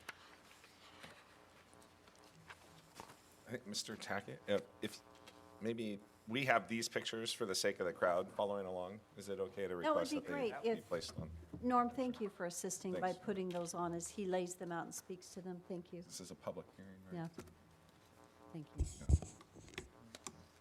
This is what we look at, because Russ, their son, Russ, David and Jeanette Wolf's son, is constantly working on his old trucks right out, and he can't do it anyplace else besides right out our front door. So we're smelling rear end oil, we're smelling starting fluid, we're smelling exhaust, and these things get started up in the middle of the night sometime, 2 or 3 o'clock at night. Then, this is what kind of started things last fall before I put the fence in. That is spillage of antifreeze and oil, and he washed it over into my property. This is our property on this side. Their slab is 1.5 inches over our property pin. So I put the new fence 7 inches off their property onto my property because they didn't want to pay anything on the new fence, okay? That new fence was $2,200 for 60 foot. I didn't go cheap. So then, this, I think this will be the next one. This is what I look at from my yard now with the new fence. Oh, I gave you the wrong one. This one, please. This is what we get to look at now, and it's so much nicer, just so much nicer. And, okay, this is my wife's Cadillac, and you know how big a car they are. She pulled up there so she could see both ways, both directions, and not a problem to back out. Russ claims he can't back, so he put a Toyota pickup out of there and see perfect. This is one of his friends' pickup, and we'll see how much room he's got in there with the pickup, full-size pickup. What do we think of that? When I learned to drive, I was always taught to back out to the edge of the road, stop and look both ways, then back out. Am I wrong? Okay. I know we don't want to go into a bunch of dirty little tricks that's been Correct. played on us there. We Correct. don't want that tonight. That's correct, thank All you. we want to do is stick to Just safety on this. the fence. Okay, can you coach me on just a little bit of what kind of more safety we need? I don't want to get into all these little dirty tricks. You've done a great job with your Thank you. photos, yes, and your communication. So the photos are very helpful. In that you have the opportunity to come back if there are further questions. At this time, I would ask, does the council have any questions of Mr. Tackett? Randy? Just for clarity, you're looking to maintain the height of the fence to where it is currently, not to add yes. to it? No, Okay. no, I don't want to add any more to it because Dave and Jeanette, and we've been neighbors for 15 years. I've never had problems with Dave and Jeanette Wolf. Okay. It's just their son that lives with them, which is in his mid-40s. He just very hard to get along with. So where the end of the fence is now is 12 feet off of your property line? Is that what this is No. telling us? There is from that into that post to the property pin is 7 feet. Okay, so And well, then, that's not going to work. see the little post I got there? There's, there appears to be a, yeah, there's the little post by the front wheel, okay. Yeah, right Is that, there. that's your property line? There, it's just past that. Okay. And so what you're wanting to do is maintain the 6-foot height all the way back. All the way back. I'm just trying to save 3 foot of fence. So would there be any issue with you as a question, just for the ability to see, to take the first section of fence down to 3 feet and then jump up to 6 feet the rest of the? My problem is I do not get along with the Wolf's son. I don't want the eye contact with him, and this has worked great. This has been up since the second Yeah. week of November, and it's been a lot nicer, and it's so much nicer to look at. Mr. Taggett. My only concern is safety, obviously, like you mentioned, of being able to pull out, to be able to be seen and see as you pull out on. And so that's why the 3-foot fence. That's what I'm trying to prove. Yeah. And so just maybe that first section, if it was lower, that would accomplish that from my standpoint. That's the only reason I bring it up. I'm not gonna argue with you on that. So Madam Mayor, if I may follow up with Mr. Taggett. So what's the footage from where the fence ends right now, the 6-foot fence, to the road? There's 25 foot. That's what you said, there's 25 feet total. Okay. That's just to the edge And of so the road. Councilman Haverfield, if I may, Madam Mayor, so what is your concern that it go beyond 25 feet? Only in the future, if the road was widened, the fence would have, it would be in the way from a visibility standpoint of someone backing out and being able to see or be seen before they get into the traffic lane, by backing out instead of driving out. Okay, and maybe that's a question when Norma's up as far as if the road is widened, how that works. I'll wait on that question. That's what I'm saying. That's my only question would be, just to make sure that there is the ability from a liability standpoint to be seen or see who's coming. So you're thinking of the Okay. future, okay. Yeah. Okay, so are there any further questions at this time? I think we may go ahead and move to staff report, and then we're going to have you come back to answer questions after we do the staff report and do a public hearing. So different people will have the opportunity to talk during a public hearing, and then you'll get the opportunity to come back and answer any questions. Okay. Do you need a witness for anything that's been activated here, or do we just, I brought a witness that watched somebody back out real fast and claims he almost hit a kid. Well, I got a witness that seen him Okay. do it. I don't know at this time that we do, but if we do, we'll come back to that. Okay. So, thank you. Thank you. It's a good start. Your pictures were very helpful. Thank you. So thank you so much. So we're going to move to the staff report. And Christy, you're doing the staff report. Okay. Madam Mayor, I'm sorry, I missed the last council meeting. So, are you new? I'm sorry. I am. Christy, would you like to introduce So yourself? I saw her, so I thought Usually sit on maybe, this side of the room, now I'm sitting on this side of the room. okay, so your position, I take it, is? I am with a en- senior planner with. Senior with the planner. planning Well, welcome. department. Thank All you right. very much. And Christy's a former city employee, so it's I see, great to have her back. Her face is very familiar. Thank you very Yes. much. I've done some independent presentations here as That's well. what it was, so. okay. Thank you, Mayor and Council. Christy Watkins, Senior Planner. This request at 1907 South Elder Street is for a variance to Nampa City Code 1018D in regards to locating a 6-foot fence past the front corner of the dwelling into the front yard along the south property line.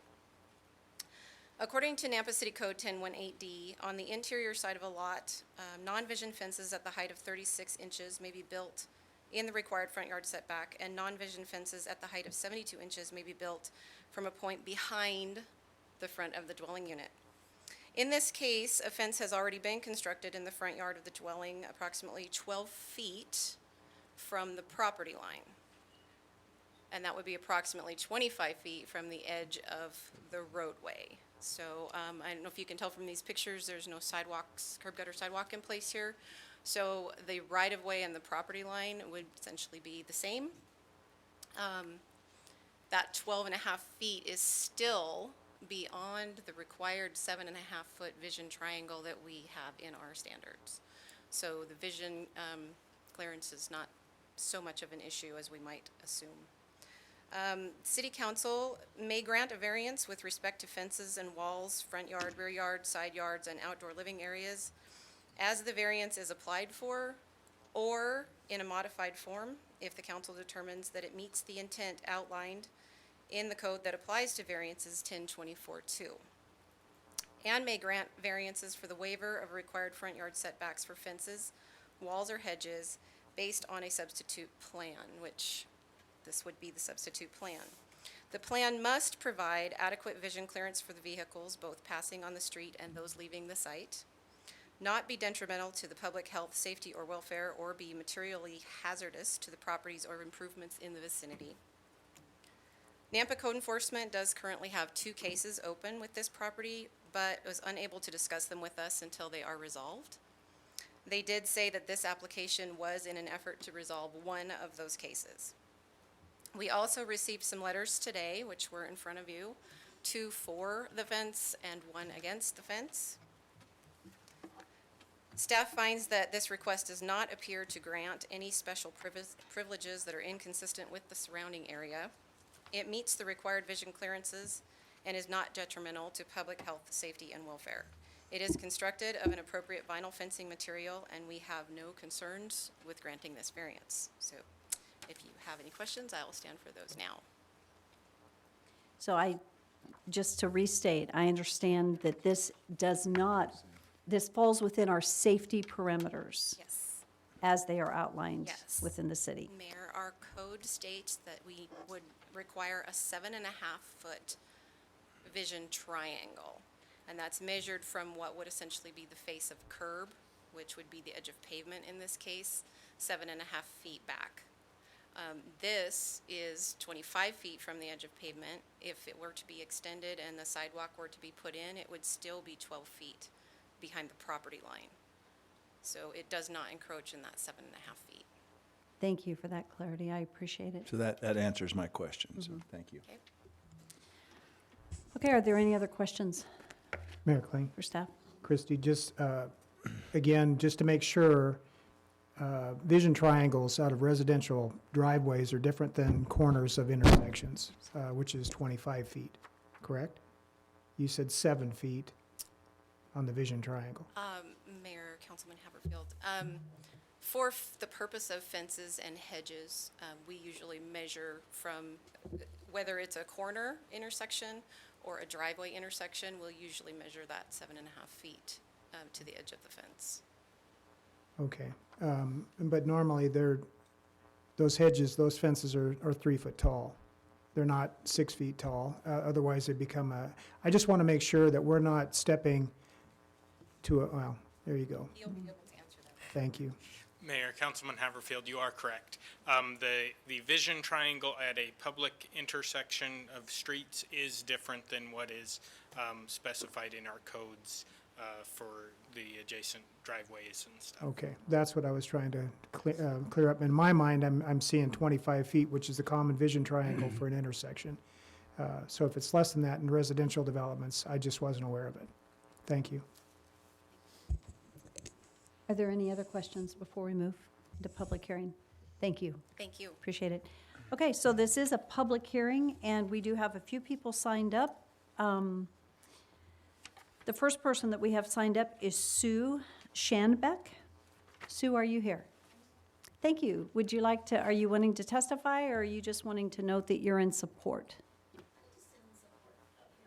You're just in support of the fence and it staying? Yeah, in lieu of the pictures of what he's had to look at, I have no problem. Okay. Thank you very much. Thank you. So noted, and yes, you may be dismissed. I just want to say I've been so excited to see how city council runs since our grandson just got his seat on the Tacoma. Oh. So he's excited that I was going to come to a city. Well, congratulations to your son. It was very informative. Thank you.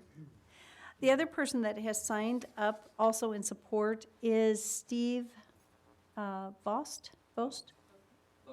Vogt, excuse me. So Steve, if you want to come, if you'd like to, are you wanting to testify, or do you just? Just you- support and the support that I've been in and out of that driveway many times. Go ahead and come over, and that way we have you on record. Okay. Thank you. And so we've got his address. Is this correct? 7285 7th Street, Yes. Nampa? Okay, so go ahead and, No, I've just been in and out of the driveways at Mr. Tackett's lots, you know, we're acquainted. And if you don't throw it in reverse and just fly out into the road like I've seen done before, there's no obstruction all the way down. I don't see a problem with backing out under a calm, like you should back out and stop, look, go. You can see people, I've seen people walking. I don't see an issue, so. thank you. And so you are so noted in support of the variance? Yes. To keep the Yes. fence? Thank you very much. Thank you. Okay, Tim, And Tim, where's, Tim, and your last name? Mater, come on forward. And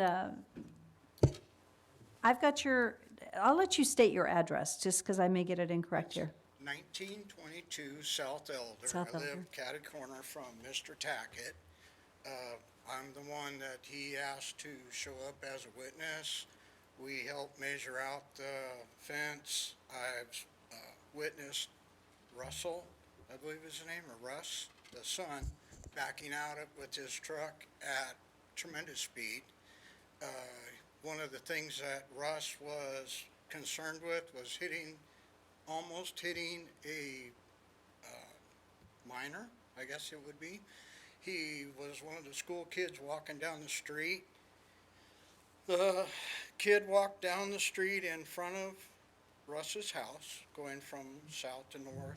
Russ actually backed up, waited for the kid to get behind him, and backed up and chased the kid down the street in front of Mr. Russell's house. So for it being a safety issue as to that aspect, that's not necessarily true. It's, like I said, we put the measurements to everything. I've seen Russ back in and out of there many times at a lot of speed.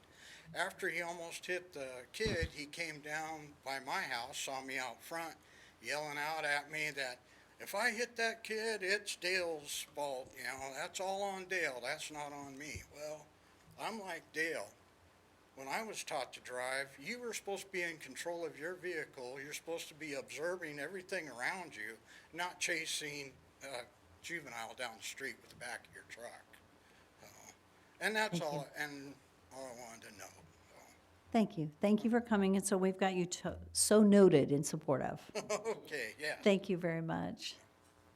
Okay, and so Dale Tackett, we've got you noted on here, but since you've already spoken, we'll bring you back unless this is a different person, but I don't believe so. Becky Tackett. Hello, I'm the wife of Dale. I'm the one that backs out of this driveway a number of times a day because I'm the one still working. He's retired at home.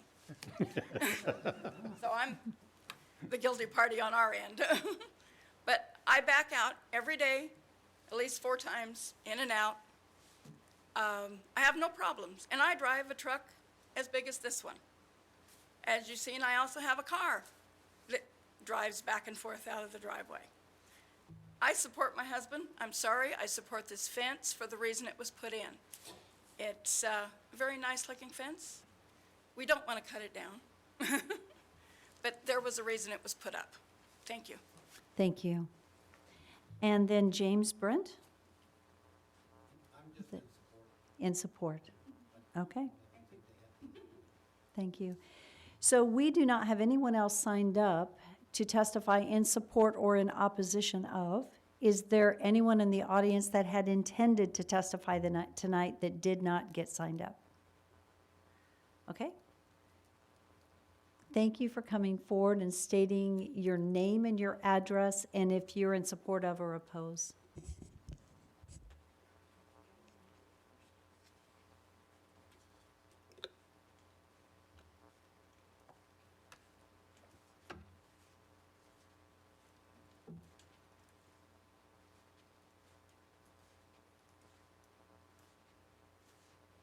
Good evening, Council. The City of Nampa Mayor. My name is Jeanette Wolf. I live next door. Now, I see all these pictures. I see pictures that they said friends and that. We've had a lot of people coming in our house because we've had sewer problems. They've been in and out, and that they're not friends. But from what I'm hearing from some of these neighbors, I get it different from other neighbors. Other neighbors that have children that play. They come in our driveway, and because we back up and that and let them use our driveway to make circles and run their scooters and do whatever. This fence has hindered some of the kids that they've been going down, coming out of the circle and going past Dale's metal section there to try to make a U-turn, and they've almost got hit by cars that coming around that corner. That right there has got me upset. Another thing, this fence that he put up, we asked Dale Tackett, beginning of spring, to go with us to put a wooden fence all the way across the property line, from the back to the front, and for our gates. I got more excuses out of him than I did a bunch of my kids from high school and junior high. So, and that never happened. So all of a sudden, when this propped up, it was just, all of a sudden, it was just right here, we're gonna do it. We were unexpected. What he showed, pictures and stuff like that, are sure we've had leaf problem and stuff like that. You can see me being handicapped. My husband's now been told that he's blind, almost blind. So we've starting to have people come over to help clean our property up and get it looking presentable. Like I said, some of the vehicles that he showed, some of them, you know, different things, are not with us. It is not with Russ. Russ does have a temper. We I note that right here now. But, you know, if we were been discussed right offhand, we would have been more than happy to put the first section 3 feet high. That would have solved all of our problems. And the kids could have looked over and seen if there was a car starting to come, and that they could have made the U-turn. Now, when they got out, they got to go further out, and they see if a car's coming, and you never know. That right now, I had notes, I had all sorts of stuff to hear. I was going to say, yes, I've known Dale Tackett for a long time, and yes, we've lived in that house since 1981. But I still think the fence, or part of the fence, should come down. Yes, I know that. Thank you, dear. And that's why I'm cutting it short. Thank you very much. And your address, so is this your husband? This is my husband. Okay, so I'll let him state his address, and I'll get it down for both of you. Thank you very much. I am David Wolf, owner of the house at 1915 South Elder. Thank you. And I must admit, too, that Russ has a pretty hot personality and kind of conflicts with Dale's similar.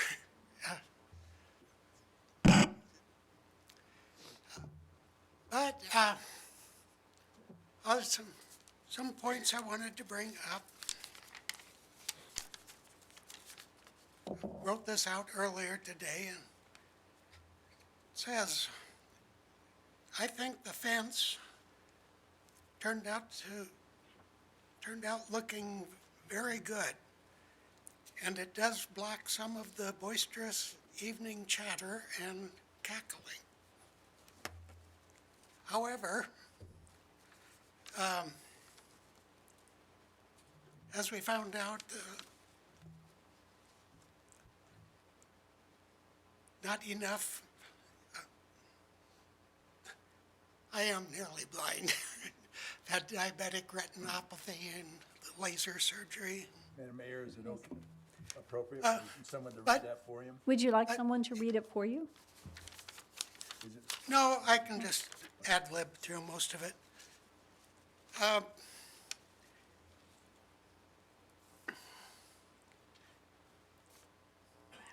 No, I did have one incident where I got special permission to go to town in our vehicle. And when I backed out, I was going out slowly.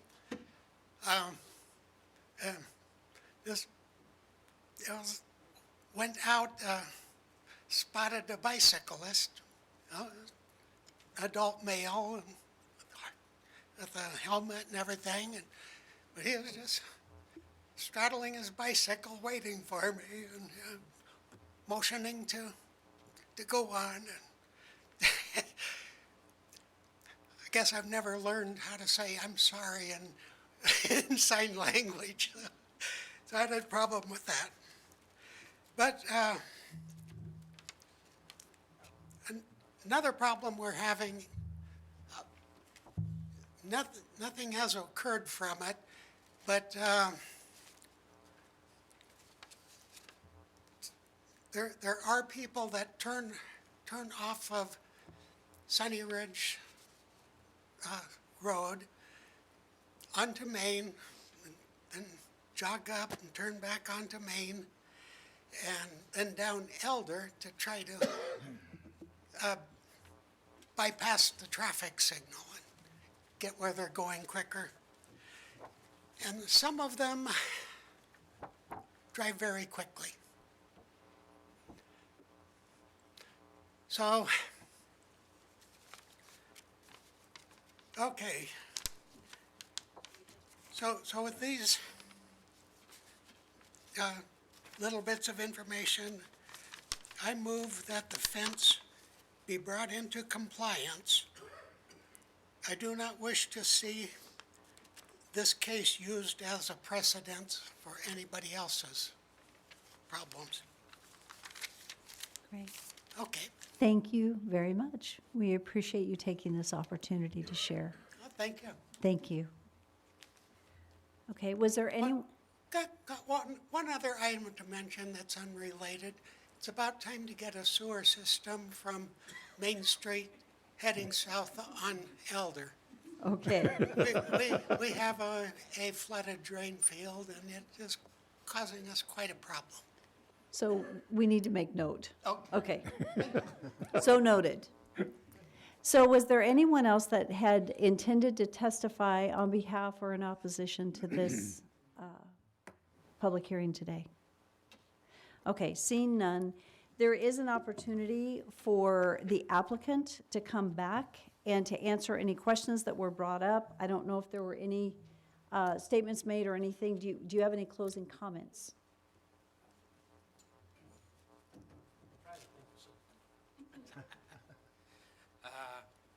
As far as Mr. Wolf, he shouldn't be behind the wheel if you're that blind. You know what I mean? And as far as the kids playing over there, if they can't see 25 foot on a bicycle to make a loop, they shouldn't be on a bicycle. Am I wrong? Huh? I won't I won't make a judgment on that I one. mean, really, people, you know what I'm talking about, you know?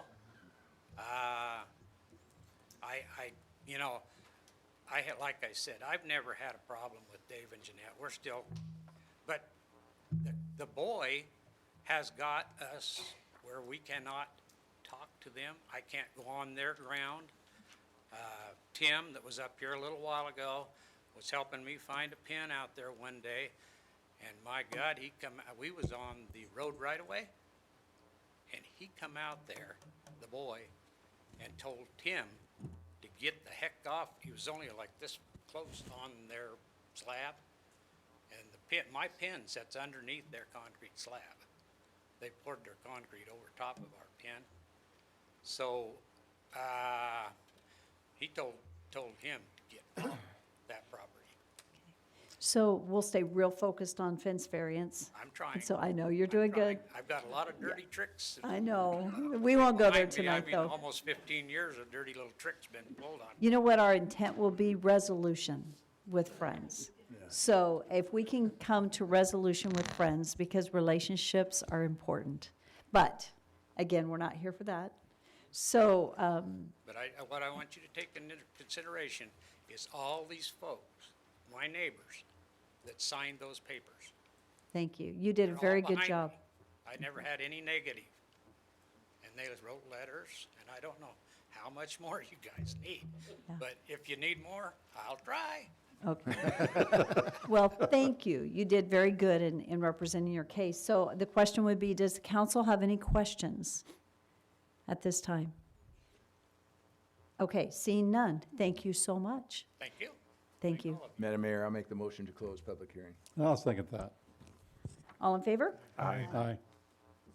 Okay, council discussion? Madam Mayor, fellow council members, is anybody on the fence on this? Oh, good one, Bruce. Next door. That was very good, Bruce. All right. that good fences do make good neighbors in some situations. I'd move that the variance be granted as requested. Second. Darrell. Yeah, he can have it, I don't care. Any further discussion? Roll call. Rodriguez? Yes. Hogaboom? Yes. Levi? Yes. Haverfield? Yes. Brunner? Yes. Skog? Yes. Thank you. So it's done. So, we're going to move on to our next public hearing, if I can find what I did with that page. It's item 9.2 on the agenda. And I got my stuff. Here we go. So thank you. Thanks for all coming. Yeah. Mayor Kling, if you don't mind, could we take a 5-minute recess? Yes, I don't mind, excuse me. Yes, we may, and we'll make it fast. All right. Okay, so a quick 5-minute Yes. recess. Thank you. Okay. Excuse me, I answered that wrong.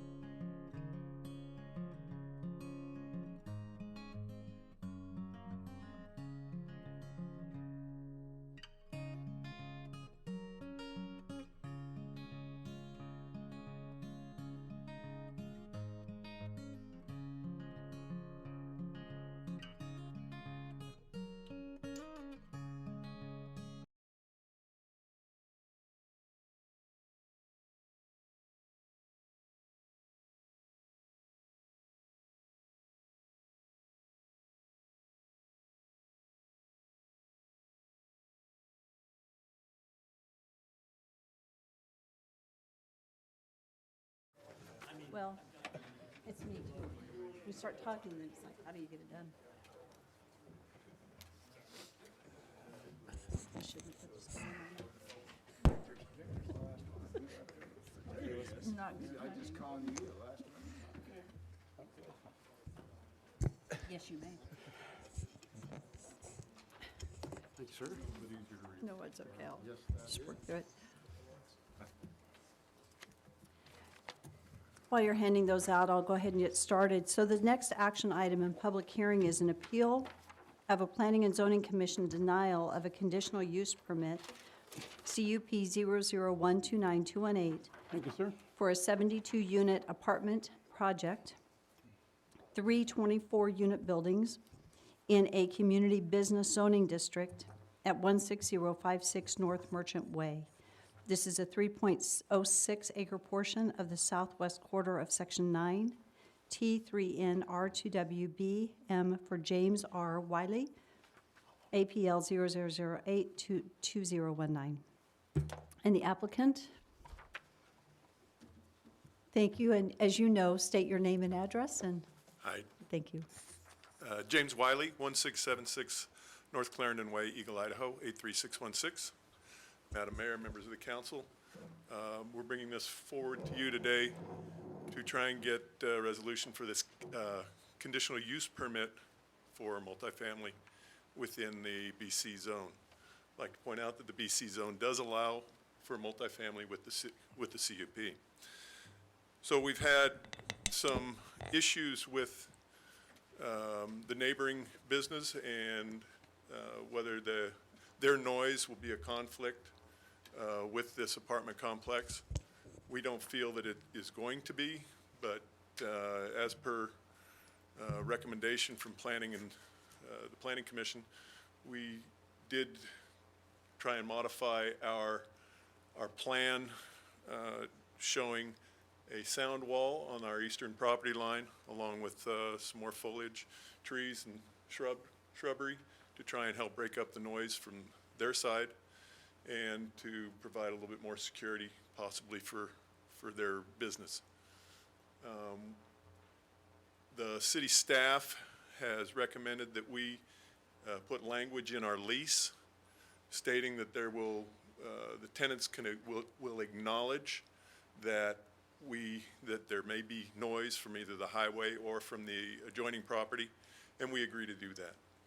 We also agree with the sound wall as per Planning Commission, and so we tried to address some of the concerns that were brought forth in the last meeting, and we hope that we have done so. I'll stand for any questions if there are any. Eric Lane. Randy? The sound wall, tell me, what is that? Is it a 6-foot wall? We have it shown as a 6-foot CMU. Okay. Is it on a berm, or is it just on the ground? Just on the ground. Okay. So these are 3-story units? Correct. So the upper units really wouldn't benefit from the barrier wall, as it would just be deflected? They'll have less effect. The barrier wall would have less effect for the upper units than it would for the lower, yes.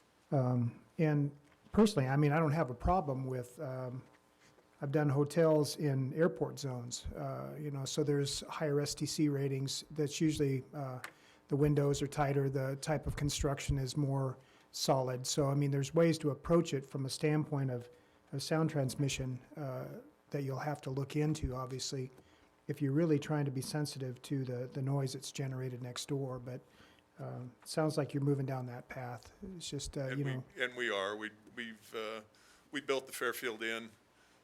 We built a little office building out there. We own a lot of the other ground around there, so we're very familiar with the noise issues that are there and how to address them. Thank you.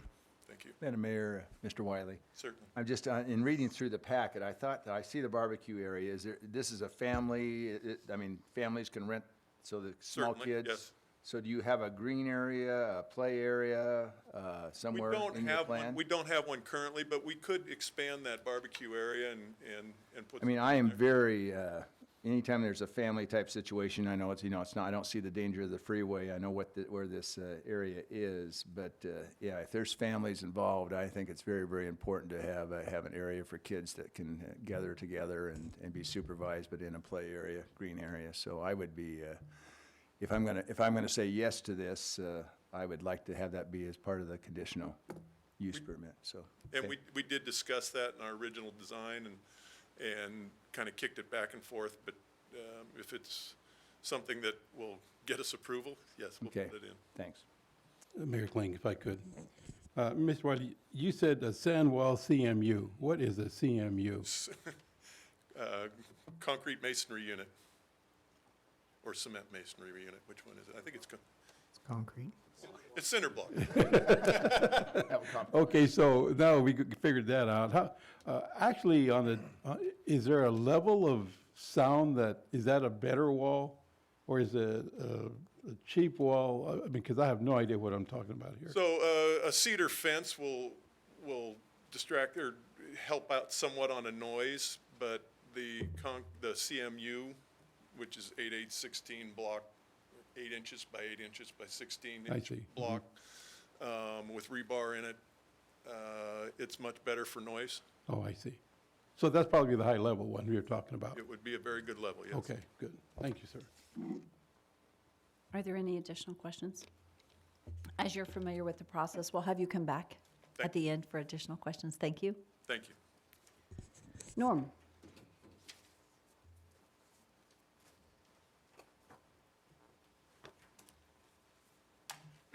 The Planning Commission did hold a public hearing on this request, and they denied the conditional use permit, and that's the reason for the appeal by the applicant. And basically, the reason for the denial was on the basis of the neighboring property owners to the east and their complaint over incompatibility of this use with the apartments, or with the machine shop, excuse me, next door. And it was somewhat of a split decision on the commission. I think it was a 4-2. 4-2 or something like that, yeah. But in reviewing this, I provided in the staff report the commission's decision statement. You have that. You also have the city code that speaks to your action requirements in terms of the code on appeals of a CUP. And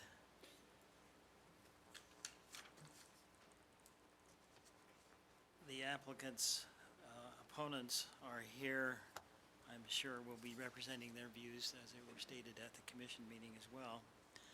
The applicant, I feel, has, as just illustrated, made some interest in trying to make this compatibility issue, deal with this compatibility issue as it relates to the tenants being aware of the machine shop next door and acknowledging that in some fashion in the lease agreement. What form that takes, I don't know whether there's a requirement that we have something that could be legal in terms of our city attorney's input, or whether we just put that on the applicant to determine what he wants to put in there.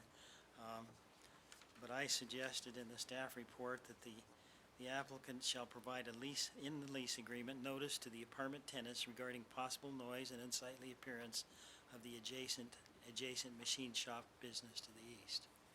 So however you put that into the lease agreement, that's something like that could be said. They're made aware of that issue. It could be a concern to them if they leased, especially that third floor apartment. So, and the other requirements recommended on the fencing, we put that in there, that the applicant would install a CMU block wall and evergreen landscape screen adjacent to the easterly property line to mitigate the concerns raised by the adjacent machine shop business. And the other normal requirements of conditional use permit that we put in for these types of conditional use permits. Beyond that, I don't have a lot more to say about this. We have granted these now under the allowance for apartments in commercial zones under a conditional use permit. They have been granted at other locations This is a unique location, being at borderline with an industrial use. I think, as I mentioned, that there were some of the commissioners who were very favorable to this, and if they perhaps could have understood that there could be some mitigating measures taken, maybe the vote would have been different, I don't know. And that's why the applicant has appealed this to the commission, to the council, and made his request conditioned on these additional conditions that he's submitting to. Any questions? Mayor Kling? It appears that access to and from this site isn't dependent on the Karcher Road overpass. Is that correct? That access is not, even though it's onto Merchant Way, it's not going to be landlocked by virtue of any of that construction that's going to be going on? No. I don't believe so. Okay, so two means of access is available, and so from a safety standpoint, dispersal of the number of vehicles that are going to be coming and going from this, it's not going to be an issue from a traffic impact. Yeah, I would let our city engineer speak to that if he would like to. Okay, I just want to make sure that that's been considered. And the only other question I have for you, Norm, then is, since this is a conditional use application, is there a development agreement that will be crafted to go along with this or discussed, or is that not Well, typically, a conditional use is kind of the it's development not a agreement? contractual agreement necessarily, but that's the intent of a conditional use permit, that the conditions be established similar to a development agreement. I suppose you could attach a development agreement with it, but that development agreement legislation was more relating to annexations and zoning rezones and not CUPs. Okay. So to follow up on Councilman Bruner's point as far as creating a tot lot or something that's available to the young kids that would be living in this Could be a apartment condition that you place in the permit. on this conditional use permit? Yes. All right, thanks. Are there any further questions? Yeah, Mayor, Council. Norm, can you just remind me again what BC community business is generally understood to be without a CUP? Any kind of retail, commercial, pretty much. I mean, that's about it. Do you know the history on the Fairfield neighboring property? Was that a CUP, or is that's It did not conforming? require that. That did not The require. hotel is a permitted use in that zone. So a hotel is a permitted use without a CUP in a BC, but So the you could have multifamily. people residing in a motel on that border too, yes. Yes, yeah. Okay, great. Thank you. Okay, so this is a public hearing. We do have a few people signed up to testify. So we'll start with those in support of the project. Is there Renee Wiley? That is you. Excuse me. Oh, my. Thank you. So we've got you. Mike Pena. And thank you for going ahead and stating your address. No worries. Thank you, Mayor, City Council. Mike Pena, 5700 East Franklin Road, Nampa, Idaho. I'm speaking in favor of this project. A couple of the reasons are, one of the location, it is in the Treasure Valley Market Retail Hub, which is, everyone knows that the Treasure Valley Marketplace is the most popular retail submarket in Canyon County. It draws from all the way to the Oregon border. It is in a commercial zoning, and in my opinion, it's the highest and best use. Logistically, I think it's very helpful. It lowers the impact on transportation requirements, as we'll have residential close to retail and medical services. It also is very close ingress and egress to I-84, puts less impact on our roads, and people can get to and from on the interstate quickly. We have low multifamily vacancy in the valley and even in Canyon County, and our demand has been driving up rents in Napa because of low vacancy. Our current supply is not meeting our growth that we're having. We're having tremendous growth. Then you compound that with all of the industrial and manufacturing facilities that are currently under construction and will be coming to fruition in the next 12 to 18 months. It's going to put additional housing requirements on the city. Historically, over about the last year, our multifamily vacancy has been around 2 to 4%. 7% vacancy is more of a balanced vacancy, where landlords are starting to give some concessions and not being as aggressive as it is to some of the people to try and live in Napa to get rent, a reasonable rent. The other thing that we have to look at is we're an ag-based community. And so high density in proper commercially zoned areas puts less demand on development for our valuable ag ground. And it's something that I hope the city council would take a hard look at. You know, if we're a big seed crop area, and as we continue to have sprawl, that takes away our valuable ag resources. And I think high density and commercially zoned areas are very key to overcome that criteria. And lastly, we're going to see an increase in our Napa tax base with this development versus vacant ground. My estimate, based on other comparable projects, that should be north of $10 million. So we're going to see a big revenue increase on taxes if this is built out. Thank you for your time. Thank you. And the next person we have signed up is Jared Walgreen. Good evening. Mayor, Council, my name is Jared Walgren. I'm with JGT Architecture, 1212 12th Avenue South in Nampa. I'm actually the architect for the project.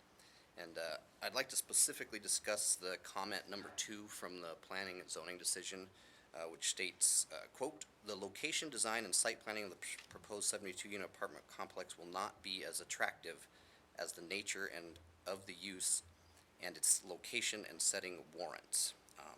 I respectfully disagree with that analysis. I feel we've designed an apartment complex with efficient circulation and fire department access, local or logical access points, ample landscaping around the building. Although this project isn't large enough for a full clubhouse, we are providing that barbecue area, and as the applicant has indicated, certainly a tot lot, there's room for it. We can fit it in there if that, if you should so choose. All the functional elements such as the trash and the mail and the bike racks, they're all conveniently located to all the tenants. We do feel it is a well-designed site.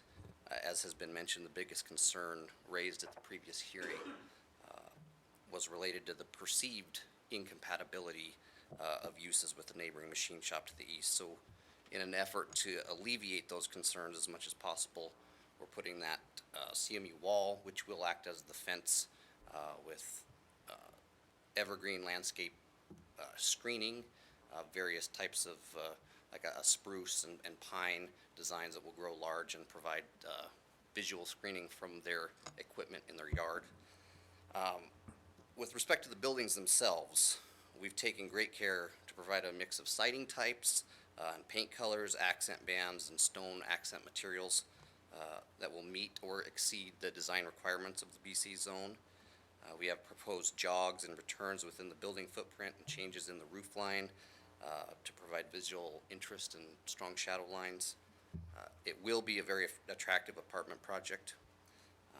With all of that said, since this is in a BC zone, it will still need to go through design review with the Building and Site Design Standards Committee. So any concerns there might be about the appearance of the building, that will be addressed with that group. I guess I'd also like to remind everyone that in the initial staff report, all of the city staff and outside agencies that reviewed the project recommended approval in their review. And as Norm has reiterated. And Compass, the Community Planning Association of Southwest Idaho, also commented on the project. They said the proposal is an area identified in their Communities in Motion 2040 as mixed use. The proposal helps meet this category by providing high-density residential nearby existing employment centers and retail services, which can reduce the impact of congestion by encouraging short vehicular trips and non-motorized travel. So prior to the last hearing, we came into it thinking that everybody was in agreement. We were a little taken aback by the opposition, and I think the applicant is willing to make some concessions there. And I don't think there's anything particularly unique about this residential use that impacts that neighbor more than any other type of use that would go here. So thank you for your time. Thank you. Mayor Kling. Sandy, were you going to say something? Go ahead. Mr. Walgreen, before you leave. Just a couple of quick questions on your site plan. Sure. You have 3 handicap parking spaces, which meets the requirement of 1 per building, but are you still planning on meeting the ADA requirements as far as 1 per 25. This is a commercial development, so you'll still have that requirement to meet. Correct, yes. These plans are preliminary, as you know, we're at the preliminary stage. We'll evaluate specifically all those code issues and make sure that we are in compliance. Knowing then that it's a preliminary plan that you're looking at, and the only reason I ask is because you're on the border of meeting the compliance requirements for the number of parking spaces per unit. And with it being a commercial development, having to meet the Americans with Disabilities Act requirements for parking, to eliminate some of your parking stalls, to create the access aisles, you're going to be then back to, the math is, you're not looking for a variance to limit the amount of parking. You're still looking at being compliant with our requirements, correct? Correct, we will meet all the requirements, and again, this approval is for the use, and if there are those specific things that this exact preliminary plan is deficient in, it will certainly be resolved at the design review stage or prior to construction documents. So your tree islands and different things to break up the bank of parking, you're going to take care of all that at the next level then? Of course, yes. All right, thank you. Councilwoman Levi? Thank you, Mayor. I was just reviewing my question in my mind, and actually it's for the applicant, but I'm not sure unless somebody kind of brings it up in his rebuttal, I'm not going to be able to ask it, so we'll Okay, see well, what you can happens. ask it at the end when the applicant comes back. Thank you. Are there any other questions? Nope. Thank you. Okay, so we did have a couple of people signed up in opposition. The first one that we have listed is Dale Bradburn.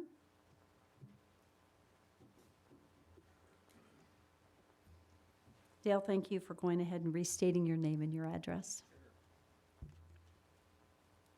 My name's Dale Bradburn. I live at 3221 North Lily Turf in Meridian, and I'm a partner and owner in Advantage Machine. Been there for over 20 years, and we built that. There was none of that there. I'm born and raised in Nampa, and I've lived here long enough to hear the complaints about the sugar factory. I've been here long enough to hear the complaints about the cheese factory. And to think that many people, 3 stories up, aren't going to complain is whatever. They did a study back in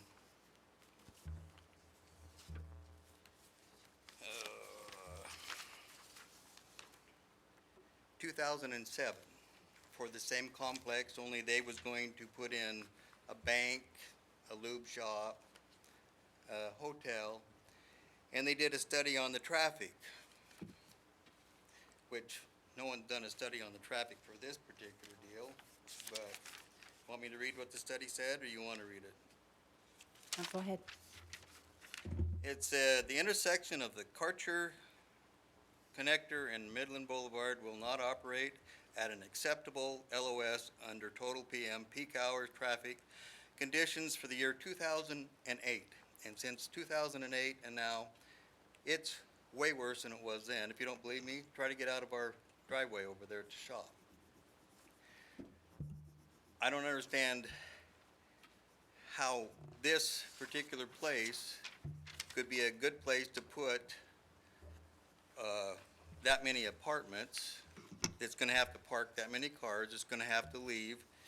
And if you've done the math, which he said he's going to fix that, if everybody had 1 car, there's enough parking for how many houses there are. And there are already people at the hotels and the businesses that are parking on that street, which is narrow already. I don't see how it can handle that much more traffic with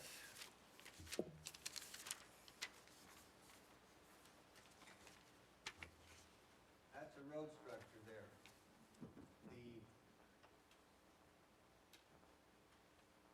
The green road is our road. They blocked this one off completely. You can take a right turn. This one's good for 2 cars, no trucks whatsoever. And they can't even make the corner already. I don't understand how they're gonna handle this much traffic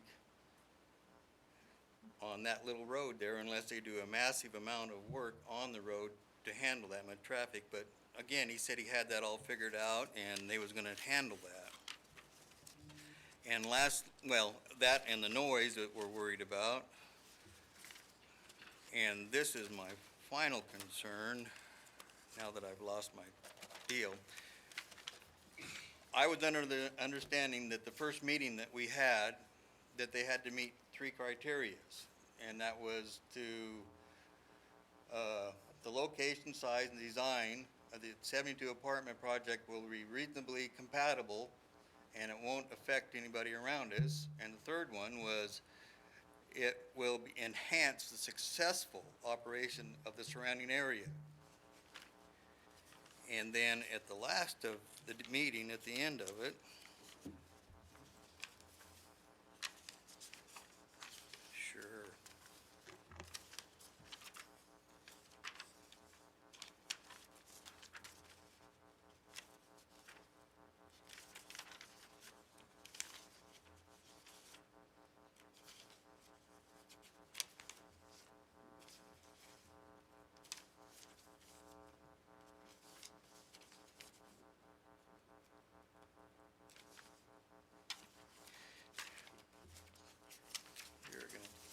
Okay, here it is.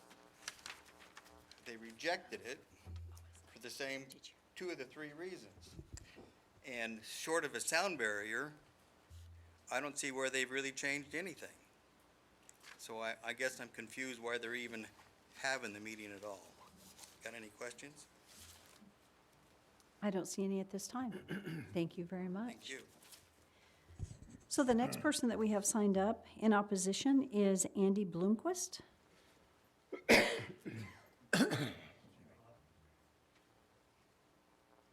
And Andy, thank you for stating your name again and your address. Good evening, my name's Andy Bloomquist. I live at 17077 North Lionsdale Place in Nampa. I'm also a partner, a business owner in Advantage Machine. Would I be allowed to play a sound clip that I have on my phone? Uh-huh. Is that okay? Just put it up near the mic. Yeah, and I'll try not to blow your ears out with this, but I don't know quite how loud it's going to be. So this is a piece of equipment that we manufacture at our shop, and we've been doing this for over 22 years at that location. Now, granted, it's not something we do every day, but it does happen multiple times a year that we have to test this piece of equipment when we're done manufacturing it. This was on February 19th of this year, so 2 weeks ago. The first little bit is just the engine running, and then the noise actually kicks in, so you have to wait a couple seconds.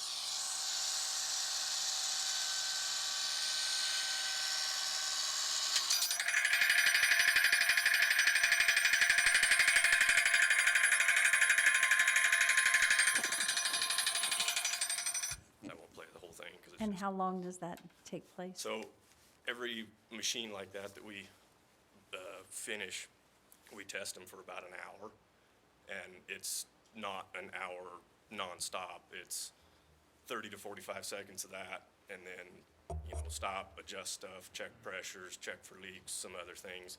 So to get the hour of runtime, it might be, 2 to 3 hours of elapsed time. Sometimes if there's a problem, we'll have to take it back into the shop, do repairs, whatever, come back another day, later that day, whatever. Those machines, the decibel level on that is between 110 and 115 decibels. OSHA requires anybody over 85 decibels to wear hearing protection in a work environment.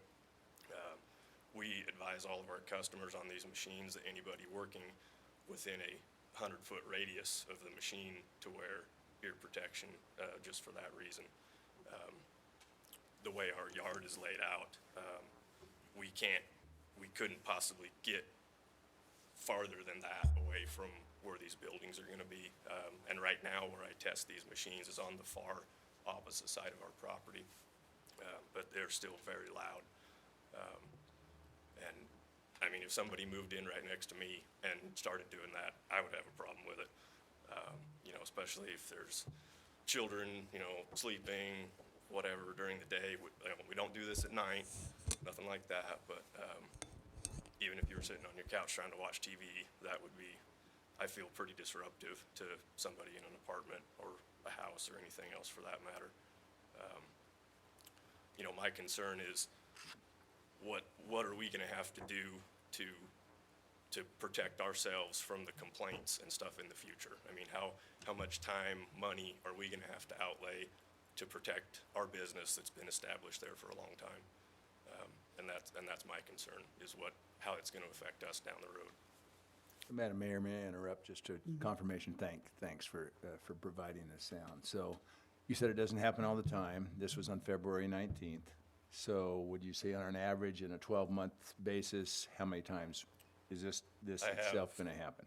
I have a machine that I'm building right now that is supposed to be completed by April 15th that has this same piece of equipment on it that will have to be tested.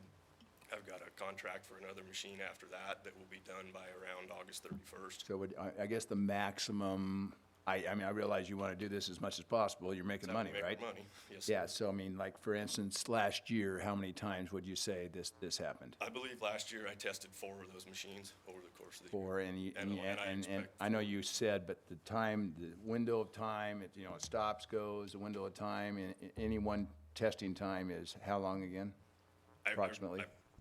I need to get an hour of run time on the machine. And like Okay, I so said, you did sometimes 4 it of may these take- last year, and then, so we're talking about 4 hours, and, I mean, I realize you're gonna probably do more, but 4 hours in a year? Yeah, I mean, yeah, if that's Okay. condensed into a 4-hour deal, yes. Thanks. Yeah.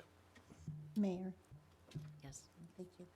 Sir, a couple questions. What are your business hours? Our listed business hours are 8 to 5. We, based on workload, I mean, I've been there at 3 o'clock in the morning a lot of times, granted, not doing stuff like this out in the yard, but there's still noise generated. You know, obviously, I try to be respectful, especially since the hotel and stuff's been back there, not to do, anything before 7-ish that's, I know is gonna be very noisy. I'm not saying trying to be bad or anything here neighbor-wise. I want to get along with everybody. I'm just kind of wanting everybody to be aware of this going into it, so it doesn't come up and say, oh, we didn't know this was going to go on right next door to us, I just want everybody to be on the same page with what's going to happen. Are you a typical Monday through Friday, or are there exceptions when you work on a weekend? I've worked, I think in the last probably 15 calendar months, I've taken maybe a dozen Saturdays off. So yes, we work a tremendous amount of Saturdays. And then one other question. As I'm looking at the surrounding map, the Fairfield Inn is probably about your closest neighbor. And you had just mentioned about the hotel. Are there complaints as far as the noise I level? don't know that we've had a complaint from them. Nothing's been presented to us if it has. I'm imagining they, got all kinds of soundproofing, this and that, but I didn't know if that is something to And, take into account. I'm sure people staying at a hotel, they're there for a night or two and then they're gone. Somebody living at that apartment for a year lease, they're gonna endure this, a few times during that year, so. So my last question for you, sir, if I might, what is it that you do typically during the day? What kind of noise output is there? Anything from, grinders, power saws, hammering, a lot of hammering. We have a process, it's called carbon arc gouging. It removes weld. Say we have to disassemble a piece of equipment or something for whatever reason, you have to remove something that was welded together. It's a very, very loud process. I would say comparable to like a small jet engine, possibly. And to try to protect our other employees and the inside of our shop, we try to do that as close to a doorway as possible, if not outside, just to dissipate some of the sound. And it gives off a fair amount of carbon smoke. So to try to just kind of protect our employees from some of the environmental hazards of that, we do a lot of that outside if the weather's nice. Sometimes even when the weather's not nice, but and then just equipment running, trucks, machinery, large machinery, backup alarms, almost the kind of things that you would maybe have around a construction site, based, equipment-wise. That gives me a little idea. Then thank you, Andy. Thank you, Mayor. Are there any further questions? Mayor Kling, if I could. Mr. Bloomquist, it sounds like you're making considerations to the neighbors already. Like I said, we try to get along with it. I mean, like I said, I don't think we've ever had a complaint against us. Right, In right. 22 years, so. Well, the thing about it, you're still running your business. And so Do you think this concrete wall is gonna help? Well, I think if you're sitting on your back patio, it would probably help, but, you know, as stated, like a 6-foot wall, sound's gonna travel in a straight line Right. of sight out from the source of it, so anything above that, I feel, and I'm not a sound expert, but I feel is gonna get pretty much the full brunt of whatever Oh, I the see. sound still is. Yeah, okay. All right, thank you. Mayor Kling. Yes. I appreciate your warning. I mean, what you're saying is obviously important to be heard. 100-plus decibel level is extremely high, obviously. Yes, it is. And the one item of equipment that you shared with us, I would imagine that's just one item that you make. Down the road, you could have different types of production lines that, That's entirely I mean, possible. and so I guess the concern that I have is restricting your ability to continue on in this type of business, providing product. So I'm sensitive to that, Appreciate that. but, again, they're going in eyes wide open with what is next door. And as I mentioned, I did a hotel near SeaTac, and, there's NRC, there's STC ratings that you try to meet or exceed, so that dissipates or basically eliminates the ability for sound to transfer into the environment inside. But open windows, you can't control. But I think your warning is well heard, and we appreciate the business that you've had here in Nampa all these years, and commend you on that, and thanks for coming tonight. All right, thank you, appreciate your time. Any other questions? Okay. And then Carl Bloomquist. And thank you for restating your name and address. My name is Carl Bloomquist. I live at, 115 North Jefferson Street in Nampa. I work at 16050 North Merchant Way. Obviously, my last name is the same. Andy's my older brother, or younger brother. He's the owner. I'm just a flunky that works there. I have several points. I've listened to what's been said this evening. 6-foot wall is not going to do anything at all. We've got trucks in our yard that we have to work on to do repairs. The exhaust pipes where they exit are 8 to 10 feet above the ground. We have to park that machinery overnight sometime, then go start it in the morning. It's very hard to get diesel engines running sometimes, especially older rigs that our customers bring us. We have to be out with ether sometimes getting them running. Then you have to let it run for 5 to 10 minutes at a fast idle to build enough air pressure to get the brakes released so you can move it.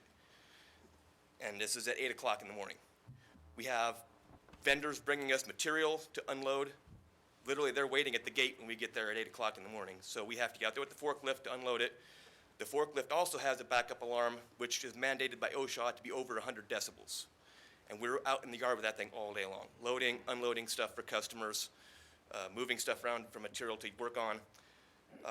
My brother played you the video clip of the machine that we manufacture.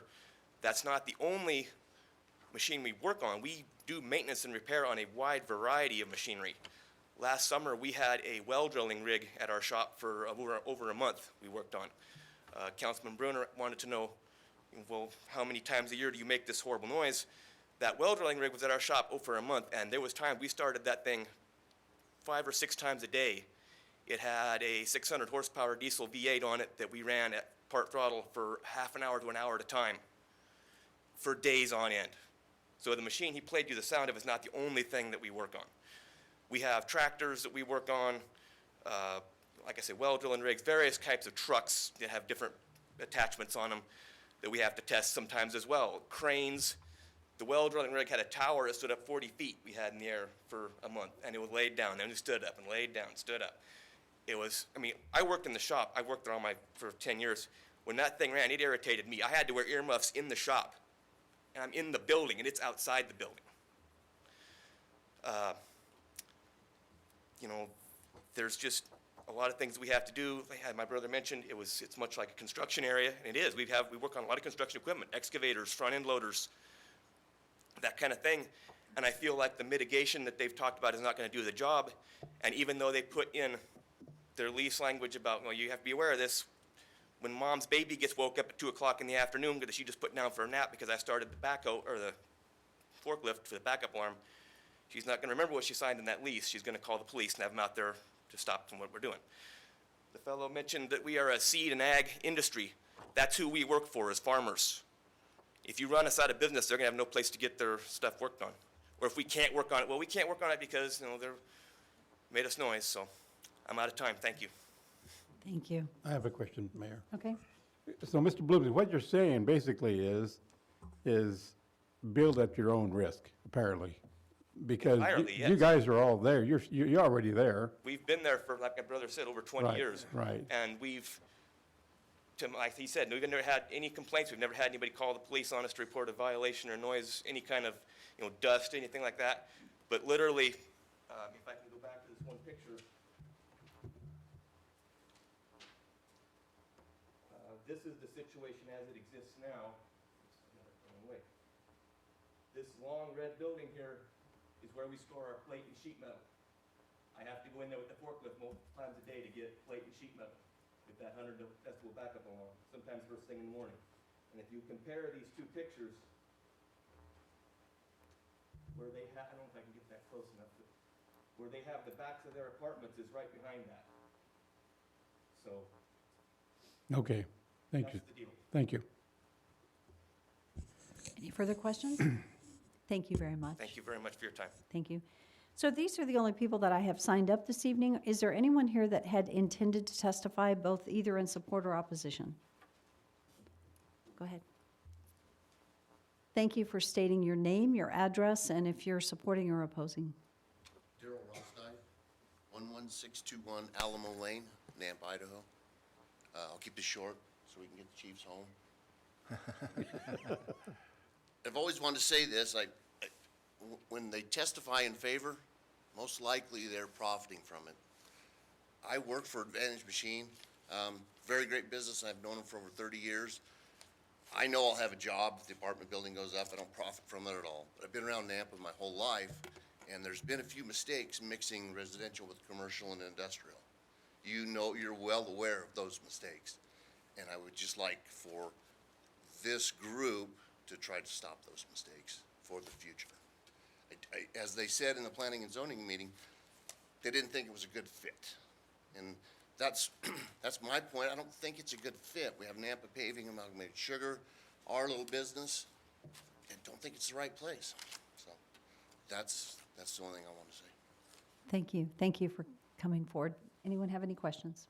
I don't for him. If I Okay. can call someone else up, Mayor, if you allow that, Yeah. Chief Huff, I would like to just ask a question too. Thank you. Yeah, and we're not gonna let him go home yet, so.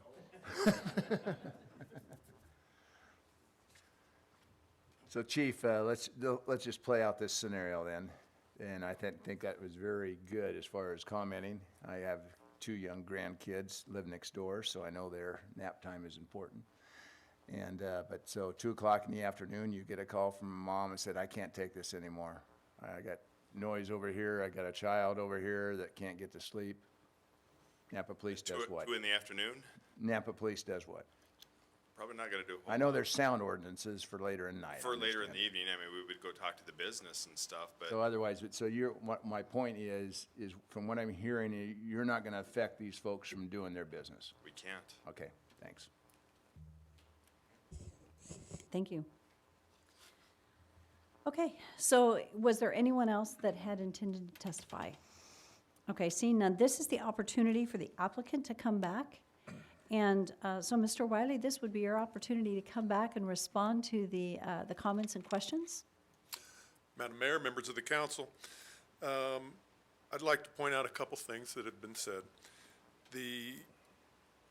Regarding traffic, apartments are traditionally much less traffic use than retail or restaurant or office. So, and we did build Sand Hill, although it's not complete because we're not exactly sure what's going to go into the rest of that area around there. But we've done most of the work on Sand Hill when we did the apartments, or excuse me, the hotel, and then we wanted to just extend it out to the connector anyway.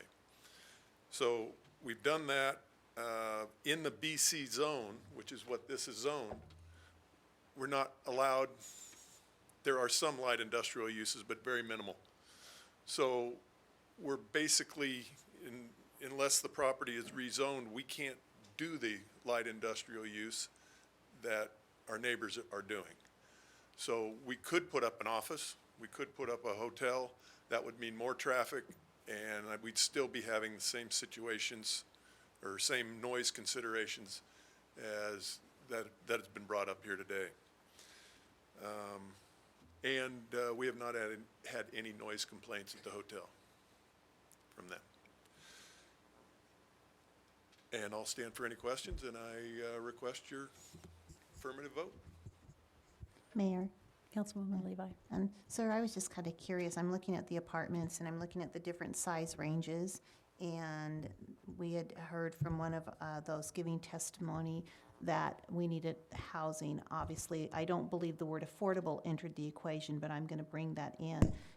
Would these be apartments that are going to be affordable for people in our community? I believe they are, yes. Okay. Can you kind of give me a price range?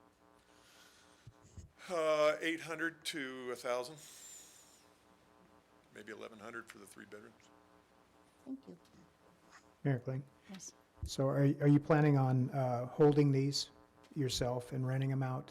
So it'll just be one plat, basically, for these 3 buildings? Yes. You're not going to separate them out? Correct. Okay, and it appears that you have a Phase 2. Is there a Phase 3 to the north as well? No, Oh, you don't own that property? we do. Oh, okay. So cross-access agreements aren't going to be an issue for you? as far Correct. as- Okay. Yeah, we've already done some connectivity work on how to get traffic through to Sand Hill and to the Karcher bypass. Okay. One other question I was going to ask earlier, and it's kind of a side, but with the interstate right there, do you know how much sound is created off the interstate itself? More than I've ever heard from the machine shop. I was wondering, because your property is in somewhat level proximity to it, for a portion of it anyway, that you'd have direct sound. Yes, and we deal with the sound issue with the hotel. And we have big giant windows on the hotel on that side. So we're cognizant of it, and we'll try and mitigate it as much as we can. Well, they'll either want to rent from you or not want to rent from you, depending on what living conditions they have. So, True. thank you. So, Madam Mayor, if I may. Yes. So under conditions of approval, and maybe I can ask your architect, or of course, we have Councilman Haverfield that's an architect also. So I've already made my statement regarding the tot lot, which I appreciate your response. So for these, like, second and third floors, for the sound, as stated, if the window's open, it's not going to make any difference. But as far as conditions of approval, are you willing to put in better sound type windows due to the noise? Sound type windows? Well, I'm not an architect, so I don't know what the proper terminology. I just know from what Councilman Haverfield said, if by the airport, you mentioned SeaTac, right? Yeah. So there's a different level of sound. You can get triple pane glass. I mean, there's different ways to approach the ability for it to reflect sound instead of Okay, allow it so- to go through. So what I'm hearing is that can cut back the sound as long as the windows are closed. Yeah, I mean, but a wood frame structure is going to be different than a solid block, or, different types of materials that are out there. So there's different ways to approach it, but it can be done. So that's what I'm asking, if this can be part of the conditions of approval. I wouldn't expect it to, because Okay. it's more of a construction practice that we're not going to tell them how to build their building. We're just going to say, we're either going to approve or not approve a conditional use. We understand there's a concern. Sure. So we're going to do what we can to make it still economically viable, but make it livable for people to be able to be there. I don't want people to move in and then 2 months later say, well, I'm going to move out. Because then we just have changeover and it's. And word of mouth doesn't market your property well. Exactly. So, okay. Mayor Kling, and I would state, sometimes more of the concern is just the sound transferred between units, let alone what's going on outside. So, there's just as strict requirements as far as sound transmission between units as there is to the outside. I just didn't know what the process was, if would the design committee deals with this later, or I'm Yeah. just mainly trying to educate myself. I think that'd be a building department review issue as far as for SDC requirements for these type of units. And then I was going to ask Norm as far as on the parking Okay. when he comes back up. Thanks. Appreciate it. Mark, I'd like to ask you a question about these, the decibel levels, because they mentioned that the decibel levels sometimes are at 110 to 115. Over 85, you need to be wearing ear protection, and they're suggesting ear protection 100 feet away. And so not knowing the distance, is there anything legally that can be done? Because I think the project that you're doing, it's a good project. We need that. It's a good location. So everything's a big yes, but business and small business extremely important. And what we don't want to do is negatively impact a business. So is there anything legally that can be written that protects these guys? Because it's the knowingly, I'm going to come in, right, and we're going to build, and you're going to do everything you can mitigate it, but how do we protect our existing building, our business that's there? How do you do that? Thank you, Mayor. I do think that you're limited in some respects, and I think that some of the things that have been touched on here in terms of conditions, notifying the tenants through language that's required in the lease, would be the type of thing. Noise mitigation construction at some level, which I can't define, but can be defined. The CMU wall and the height of that wall, those types of things are conditions that you can impose in order to make the use more compatible with the surrounding area under a conditional use permit. And we did kick this around in my office a little bit about thinking that it was headed this direction. There is a corollary, I guess I'd say, in the Right to Farm Act, which protects agricultural operations from the encroachment of non-compatible uses, but that's something that the state legislature has created. There is not a corollary that would be applicable here, other than there is a component of that, of the Right to Farm Act, that has to do with notice, right? That the buyers of the homes are notified that they're moving in next to an ongoing agricultural operation that can produce smells and noises and fumes and dust and those types of things. That's a long way of saying, I don't know that there's a tool that reaches far enough as a condition or land use regulation that would deprive occupants of this adjoining property from the claims that they might bring for nuisance or unreasonable activities or so forth. I hope that answers your question. I just am not sure that you can completely achieve what you're asking me to if you can. Mayor Klein? Okay, thank you. Yes. So Mark, would the complaint though go to the property owner? It wouldn't come directly to the city? Correct. Since they don't have an ownership, they're renting. The complaint, yeah, the occupancy rights of the property would entitle those tenants to the quiet enjoyment of the property. And so if that was interfered with, the tenants, even though they don't own it, would have potentially a cause of action.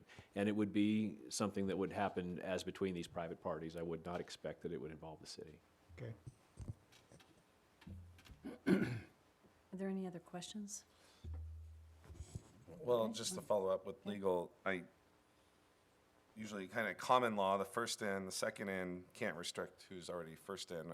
I understand the legitimate concerns, not so much for their operations, it sounds like, as much as dealing with complaining neighbors, and you're able to peacefully do your jobs and you don't want neighbors complaining and stuff. But if the housing was in first, I guess what I'm hearing is, and if the petition instead was reversed, you were trying to seek permission to put your use in, I don't know if there's setbacks or other things that are required based on the storage of some of their materials, where this could be a Trojan horse, where approving this even through a CUP would trigger some sort of legitimate standing for now the renters to say that their operations are in violation. I just want to make sure with the mayor that if there is approval of this, that there's protection of the existing business to continue their operations as is. Madam Mayor, I'm not totally sure there was a question wrapped up in there, or if there was, maybe I didn't catch it. You're not aware of any case law where a CUP for residential use next door to an existing facility like their business would then trigger, you got to move some of that equipment away from the fence, some of their storage stuff, that now there's regulations that kick in for the existing business because of something that's approved after they've already been established. Yeah, I think I get where you're going, and this would be a nuisance case. Nuisance in Idaho it's not common law, it's a statutory provision that would supersede the rule at common law. These cases all arise with specific facts and specific context, so it's a little hard for me to forecast into the future what exactly might be occurring. If the business operations change from during the day to 24-hour operation with multiple shifts, that's going to change what we anticipate there. So we can't foresee all that. My understanding of nuisance law in Idaho is that it is not that if you come to the nuisance, you are deprived of any cause of action. I think it starts with you are entitled to the quiet enjoyment of your own private property. And then the court begins to look at the facts. What exactly is going on? Is it legal? Is it reasonable under the circumstances? And I think it is a factor as to which use was there first, but it certainly is not outcome determinative. Okay, a little bit helpful. Okay, thank you. Mayor Kling, follow-up for Mark. So this, the current ownership of that property, that business, if it were to change hands and another entity were to come in and want to run a similar type of a business out of there, would they be limited by their hours of operation? I mean, would there be, do we need to define at this point in time the hours of operation, or should we say, no, we can't define that at this point because it's an existing operation that's ongoing? We don't want to deprive them of their ability to do what they're doing, nor their ability to maybe sell their property in the future to another entity that wanted to use it for business purposes as well. You're talking about the machine shop? Yes. Yeah, no, from a jurisdictional standpoint, you don't have the ability in this proceeding to impose any conditions on them at all. This is only conditions on the property seeking the development approval. Okay. One last follow-up, what would be required in sign? There's reference to people leasing the property signing something. Would that provide legal protection if it was something that was overseen by us, or is it simply a civil matter between the parties that are involved? It's going to wind up being a civil matter between those parties. Okay. Are there any further questions? Okay. Thank you very Thank much you. for your consideration. Are there any questions for Norm? Mayor Kling? Yes. Norm, can you come up for a second? Just as a housekeeping issue then, in looking at the site plan, I brought it up with the architect that ADA compliance will be a requirement. Is that Yes, correct? that's Okay. So they'll be required to add some more handicap parking spaces and eliminate some parking stalls for the aisles between. And so the parking count, they'll still be required to meet the 144 parking spaces. Right, if they maintain the same number of units. Yes. Yeah, if they find out they don't have enough room, they may reduce the number of units. And 144 spaces would require, how many is it? That'd be 6 handicap parking spaces then, correct? And that's that's out of the 144 required. It's not in addition to. I believe that's correct. Okay. And then the only other question that I had was, well, 2 questions. The tree islands that are required to break up these longer parking stalls, even though they have shade structures shown, are they still required to have the tree? Does the shade structures take the place of the tree islands in our code? I don't know the answer to that. Okay.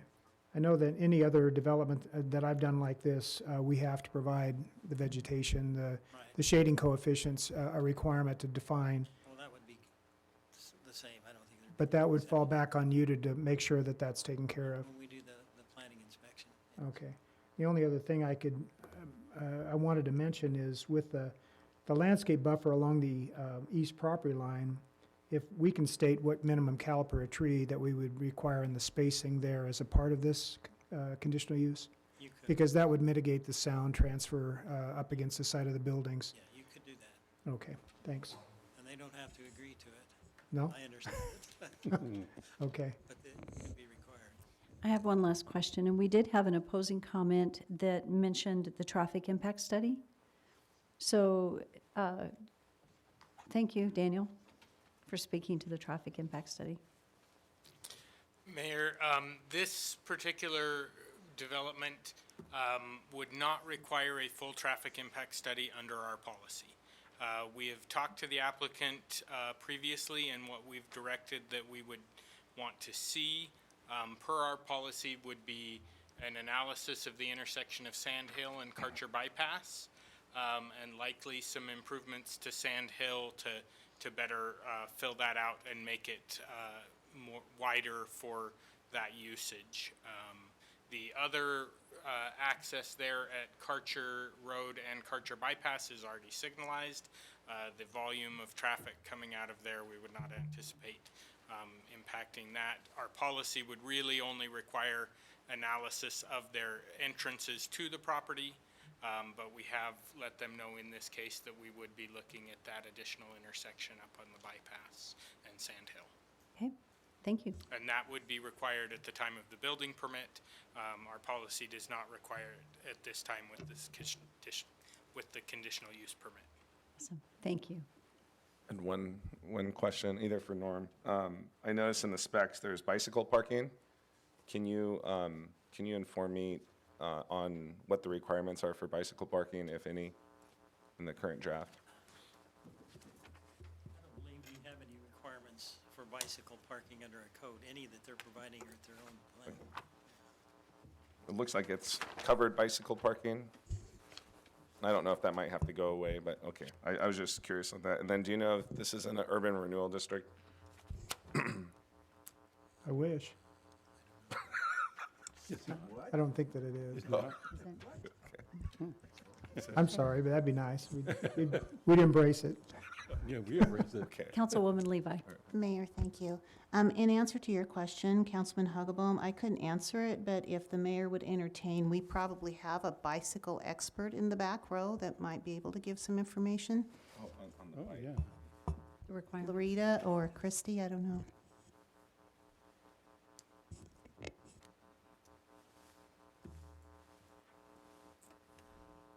you, Mayor, Council.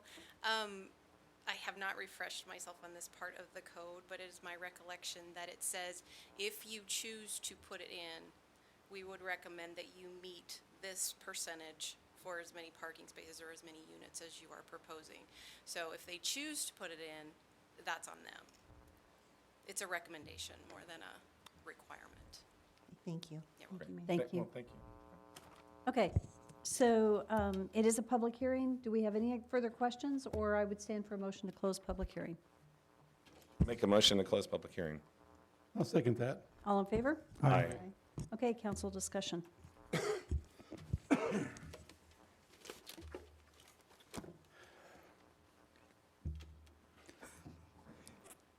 Everybody's looking at me. Just include the tot lot. Yeah, Yeah. I've Mayor? made some notes. Councilwoman Levi. Thank you. I have some concerns and questions, just to kind of throw out that in my thought process. But at the same time, I would like to commend the developer on this planned development, because they already know the noise levels exist. And they have made provisions for the lessors to sign in an agreement that there is the noise level. And apparently, I'm not sure, because I don't know the wording, that they're going to have to live with it or deal with it, whatever it might be. But it does seem that they're taking a risk, the developer, at some point, because it could be a big hindrance to renting, especially if you're thinking about families. So then I think about, is it compatible to the surrounding area? And one of the gentlemen mentioned about the Compass future plan use was for mixed use. And when I think about mixed use and I think about the area, and you already have your existing property owners, which I believe we need to really be taking into consideration, is what is really compatible as mixed use in that area? Because if not this request, we're going to have something else coming before us that we need to be thinking about. When I think about families and I think about industrial zones or machinery, et cetera, I could relate to what Councilman Bruner was saying. You know, moms put their baby down at 2 o'clock, and the last thing they want is the noise to start up and that baby waking up in 10 minutes. That kind of upsets everything in the rest of the day. And then, so I'm just thinking about, we also, as I mentioned earlier, we have to really take into consideration the property rights of the existing businesses that are there. And as we heard in an earlier public hearing tonight, we had relationship hardships that are going on between two people. And to me, this seems like even though the developer has really gone out of their way to try to mitigate some of that with the wall and also with the agreement that the lessor would sign, there still could be really hard feelings. Hard feelings between not only the developer and the people leasing, but the people that are leasing and the business owner, existing business owner. And that really concerns me because that really doesn't seem like a conducive environment for them to continue what they're doing, which brings me full circle back to what I had mentioned earlier. If this is to be a mixed-use area, we have to stop and think about what is going to be compatible there, what is mixed use mean, and what's going to work. Is there any other discussion? Yes, Mayor. My wife grew up next to the railroad tracks. You can't wake that girl up for nothing. So they're used to it. And this company, small business, has more rights than anybody in my book right now because they've been there, they're established. However, the new development, as Mr. Wiley's proposing, I like and I support. Okay. Any further discussion? It seems like the challenges would apply to any other sort of development. If there's retail, there would be more traffic trips to a street there with a business, with patrons, hundreds of patrons coming and going. A hotel, from what I understand, can go up right now without a CUP. This isn't a whole lot different than a hotel other than the length of stay, but as far as someone spending the night, the designated use of the property, that wouldn't even require a CUP. We do need multifamily, and I know every time we have multifamily, it seems that there are some legitimate concerns from neighbors about it, and we support free market development, and, you know, in an ideal world, we would like to draw up our city, wave a magic wand and make it happen, but what's in front of us is what the market demands are, and so we're tasked with making challenging decisions based on what's in front of us, not what we would like to see or like to impose, and so this really comes down to a challenge of high-density residential that's near retail, that's near the interstate. It's what's being proposed. It's not me trying to impose what I'd like to see. So it's difficult for me to say no to a deal in front of us. At the same time, I don't know if a resolution would have any legal standing if I were to make the motion. If a motion were to include some sort of resolution that included a statement from the council, or at least put before the council, that recognized the existing business operations as is, and that they would not be interfered with in the ongoing operations of their existing business. I don't know if that would carry any just additional oomph. No. Yeah, and I hope council understands. I mean, I have turned this over in my head because I knew that protecting existing business would be important to you. I just don't know that I can give you absolute assurance that there are land use conditions that can be imposed under the authority that you have in your code and state law for what kinds of conditions are imposed by conditional use permits that will give you that absolute assurance. I just don't think there's a tool there. Okay, is there any further discussion? Okay, I would stand for a motion. Mayor Kling. I am ready to make a motion, but I do have some conditions that I would like to place on my motion. And from what I understand, I think I'm doing the right thing as far as on how I'm handling it. Now, Norm, you can correct me if I'm wrong, if I stray. Okay. I would like to make the motion to approve this development as proposed with the following conditions. The first item would be that ADA compliance for the parking lot would need to be satisfied with the architect working directly with staff.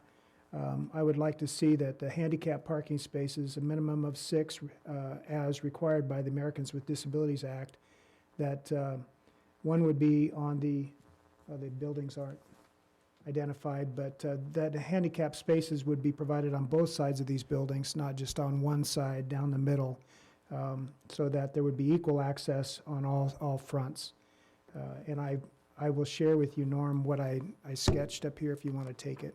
Would that be taken care of under normal building permit or not? it would be addressed, whether it's by Planning and Zoning Commission or by the building department. I can't ask Patrick since he's not here.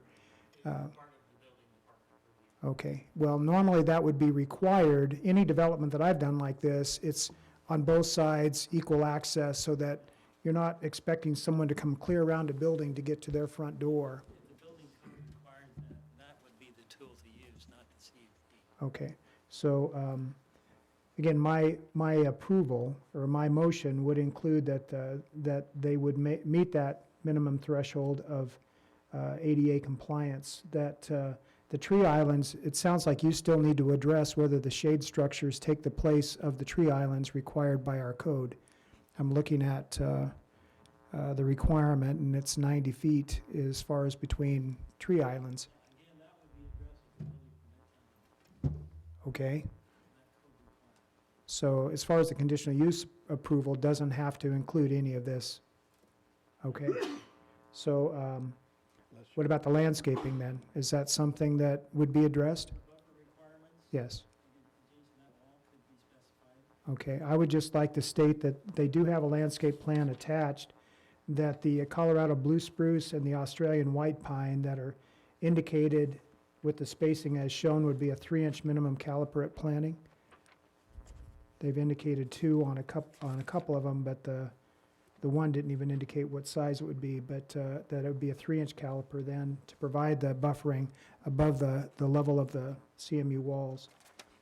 I would like to ensure that the adjoining property owners' rights would be protected. I'm not sure of the language of that, how that would be drafted. Mark, is that something that you can provide to Norm in the conditional use? Okay. To satisfy Councilman Bruner's requirement that a tot lot be placed between the 2 buildings on the east property line. I'm not sure what the distance is apart between those buildings, but maybe they could be shifted just a little bit to get a little bit more space there for the kids. And that's my motion. I would second the motion if you would entertain amending it to include the bicycle parking, at least one lot for bicycle parking. Well, again, I was looking through the code and I couldn't find it, but every project that I work on, we include bicycle parking as a standard requirement. And Norm said that there isn't one in Nampa, but I believe that there is. I just haven't found it yet.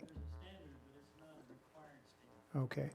Well, that due to the number of building occupants, 104 or 72 units, that at least bicycle parking as indicated with, they've shown three that would hold, I think, about 5, wouldn't they, bicycle spaces? So up to 15 bicycle spaces would be provided for with the racks. Okay. I would second that. All right. Madam Mayor, I'm sorry, just for clarification, does the motion include as well the standard conditions recommended by staff? Yes, sir. As Sorry. set forth in the staff report? I'm sorry, but yes.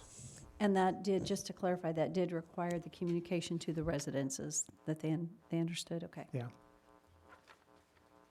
Was there a second? I second that with, and double second the direction to legal to draft some sort of understanding that we're recognizing what I heard Councilman Haverfield include. It wasn't specified, but that sentiment would be included in the conditions of approval. Let me make sure, if I may, Mayor, to make sure I understand that, what I would work with Norm on is language that they would need to put in their leases.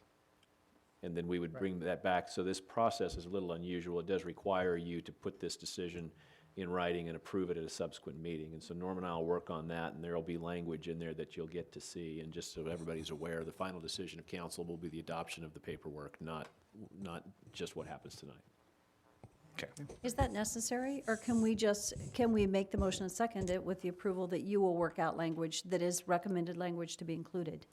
Do we have to come back? Yes, and that's a specific provision of this proceeding, which is an appeal to council of a conditional use permit, which, as you know, is typically a decision made, a final decision made by planning and zoning. So we do need to come back with some paperwork that embodies your decision, and there's a requirement there that we explain where you're differing from planning and zoning and so forth. Okay. So we have a motion on the table. It's been seconded. We've had discussion. Is there any further discussion? So I guess we still will vote to move this forward, and then we'll come back with the second approval. So roll call. Rodriguez? Yes. Brunner? Yes. Levi? Yes. Skog? Yes. Vogelboom? Yes. Haverfield? Yes. So my hope is that you will work closely with your neighbors, right, and in working through this process. I'm sure you will. Thank you. Thank you. And thanks for your business operations in Nampa. Wish you We want continue to see you prosper. succeed and not have a problem. And by the So, way, I've never heard you guys, so you must be pretty good. I hear the freeway. Yeah. That's right. okay, so we're going to move on with the agenda, and we were, prior to the public hearing on action item, ready for action item 5.3.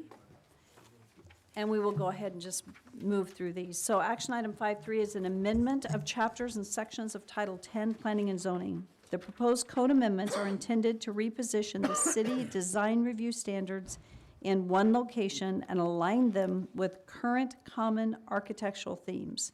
So moved. Second. Wait a minute, I have to read. Oh.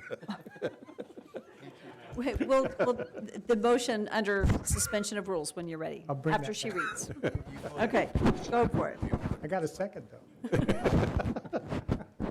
An ordinance enacted by the Nampa City Council removing certain standards and processes from various sections of Title 10, Chapter 4, 9, and 16 of the Nampa City Code, consolidating and relocating and renaming standards and processes for building design review by adding Title 10, Chapter 34, Sections 1034-1 through 1034-10, inclusive of the Nampa City Code entitled Design Review, providing for an effective date, providing for severability, and repealing all ordinances, resolutions, orders, and parts thereof in conflict herewith. Mayor Kling, I'll go ahead and make a motion to approve the action item 5.3 and the action item 5.4, which is summary publication. I'll second that. Okay. And passed under suspension of rules. Yes. Okay, discussion? Roll call. Brunner? Yes. Vogelboom? Yes. Levi? Yes. Skog? Yes. Rodriguez? Yes. Haverfield? Yes. So the next action item is the first reading of an ordinance for vacation of 110-foot of the right-of-way on the east side of South Garland Street, running north 198.4 feet from the East Hawaii Avenue property line of 1310 South Garland Street, and 2, the vacation of a 10-foot right-of-way on the north side of East Hawaii for 142.2 feet from the existing right-of-way on the east side of South Garland Street for the property located within the RD zoning district.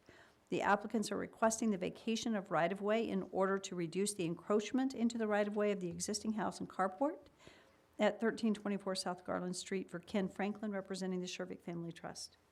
An ordinance of the City of Nampa, Canyon County, Idaho, vacating a 10-foot wide portion of the eastern side of that certain right-of-way commonly known as South Garland Street, and a 10-foot wide portion of the certain right-of-way commonly known as the northern side of East Hawaii Avenue in Nampa, Canyon County, Idaho, directing the city engineer to alter the use and area map accordingly, providing for effective date, providing for severability, and repealing all ordinances, resolutions, orders, and parts thereof in conflict herewith.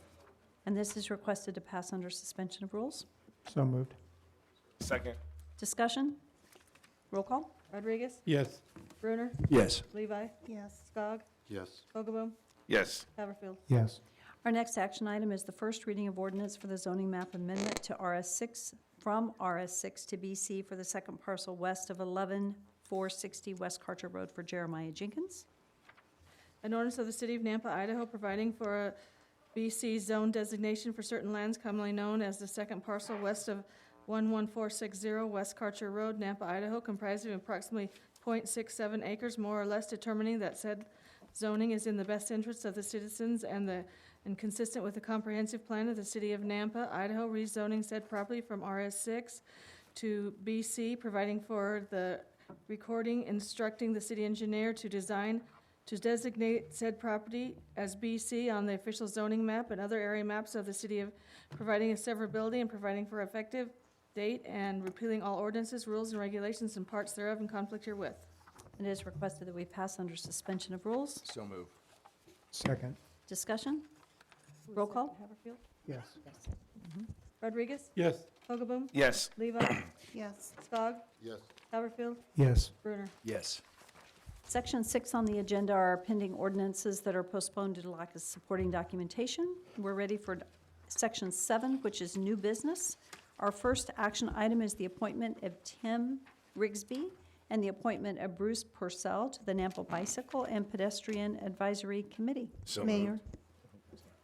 Again, It's been moved and seconded. Discussion, Councilwoman Levi. Never mind, I was going to make a motion. You were going to make a motion. Yeah, I'm I sorry. say, I make, No, that- give it to Councilman. Councilwoman He doesn't Levi. want my Levi. cold ice eyes that I just gave him. I So was- is moved by Councilwoman Levi. I was actually going to state the motion. but- State the motion. Yes, may I Please do do. that, please? Thank you. Yes. Mayor, I move that we accept the appointment of Tom Rigsby, reappointment, and the appointment of Bruce Purcell to the Nampa Bicycle and Pedestrian Advisory Committee. Okay. Did I get So the that right? appointment of Tim and the appointment of Bruce. Right, excuse me. Yes. So moved, seconded? Right here. Seconded by Rick Hogeball. Yes, I second. He's younger, he beat me. Okay. Discussion, I would just like to thank Larita for going through the process of the recommendation. I appreciate the formality of that, you taking the time and the consideration. And then needless to say, the recommendation is because you brought forth the recommendation. I want to also thank you for your service. It's appreciated. Thank you. And I don't believe either of them are here tonight, is that correct? They're Okay. smart. Okay. Thanks, Loretta. Thank you very much for all you do. Okay, if there's no other discussion, all in favor? aye. Passed. Item number 7.2, action item, this is Nampa Parks and Recs, request the city council to approve the use agreement between the Nampa Farmers Market and the Parks and Rec Department as proposed. It's been reviewed and approved by legal. So moved. Second, Discussion? Roll call. Brunner? Yes. Vogelboom? Yes. Levi? Yes. Skog? Yes. Rodriguez? yes. Haverfield? Yes. Item 7.3 on the agenda is an action item. It's a request city council to authorize the mayor and Parks Recreation Director to sign an agreement with KB Prints to supply shirts as described in the terms and conditions of the agreement, and it has been reviewed and approved by legal. So move. Second. I have just a question for procedure. Are there, this was bid out just to the two? Is that correct, Darren? Or specified? Sorry to hold up. I just watch pennies. It's, Okay. Councilman, this it was an RFP that was sent out to all known shirt shops in the area, or Okay. those that have expressed interest in the past, and there were only 2 that submitted. Gotcha. Thank you. Appreciate that. Thank you. Any further questions or discussion? I think we had the motion, correct? I lost track. Thank you. Roll call. Rodriguez? Yes. Vogelboom? Yes. Levi? Yes. Skog? Yes. Haverfield? Yes. Brunner? Yes. Item 7.4 on the agenda is to request the Nampa City Council to authorize the mayor to sign an agreement to use CDBG funding for the purchase of a portion of the Stoddard Railway at Sherman Avenue North to 2nd Street South. It is 1.71 acres in size for the amount of $124,209. This has been reviewed and approved by legal and previously approved in fiscal year 19 budget. So moved. Mayor, Councilwoman Levi. we can get the motion on the floor, and then I'll second. Okay, so it's been moved and seconded. Discussion. Councilwoman Levi. Thank you. This pertains to both 7.4 and 7.5. Do either of these tie us or obligate us to future VRT use? Because trails and pathways and crosswalks.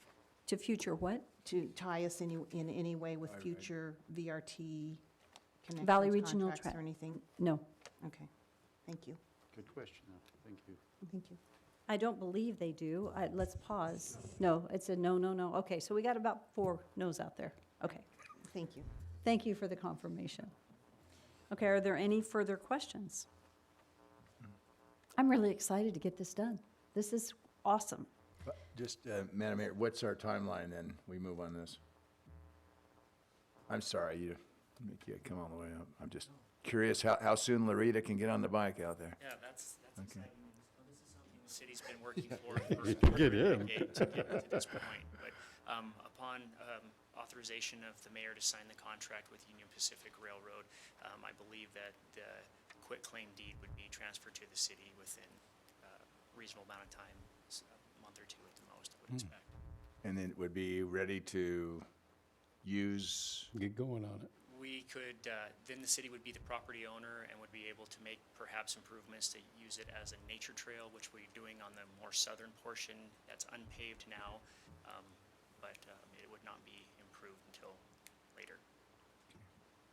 thanks. Thank you. Any further questions? Roll call. Rodriguez? Yes. Brunner? Yes. Vogelboom? Yes. Skog? Yes. Levi? Yes. Haverfield? Yes.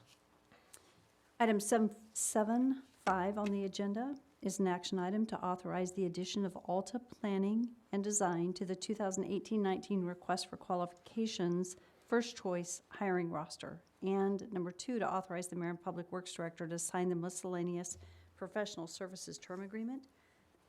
Excuse me. And number 3, to authorize the Mayor and Public Works Director to sign a task order for scope of work with Alta Planning and Design for Bike and Pedestrian Master Plan update in the amount of $59,939.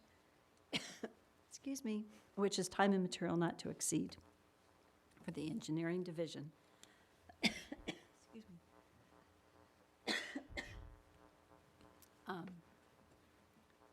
I guess Tom's on it. Question for you, Tom. Yes. Was Alta on any one of the tiers as far as you're placing them in the top tier? Were they on a lower tier, or were they not even included? They did not, Mayor, Council Haverfield, they did not submit in the RFQ on our regular schedule. But we do allow RFQs to be, or qualifications to be submitted off schedule, and we can review them, and we've done that in the past. We've looked over their qualifications, and they do meet the qualifications for what we're looking for in that category.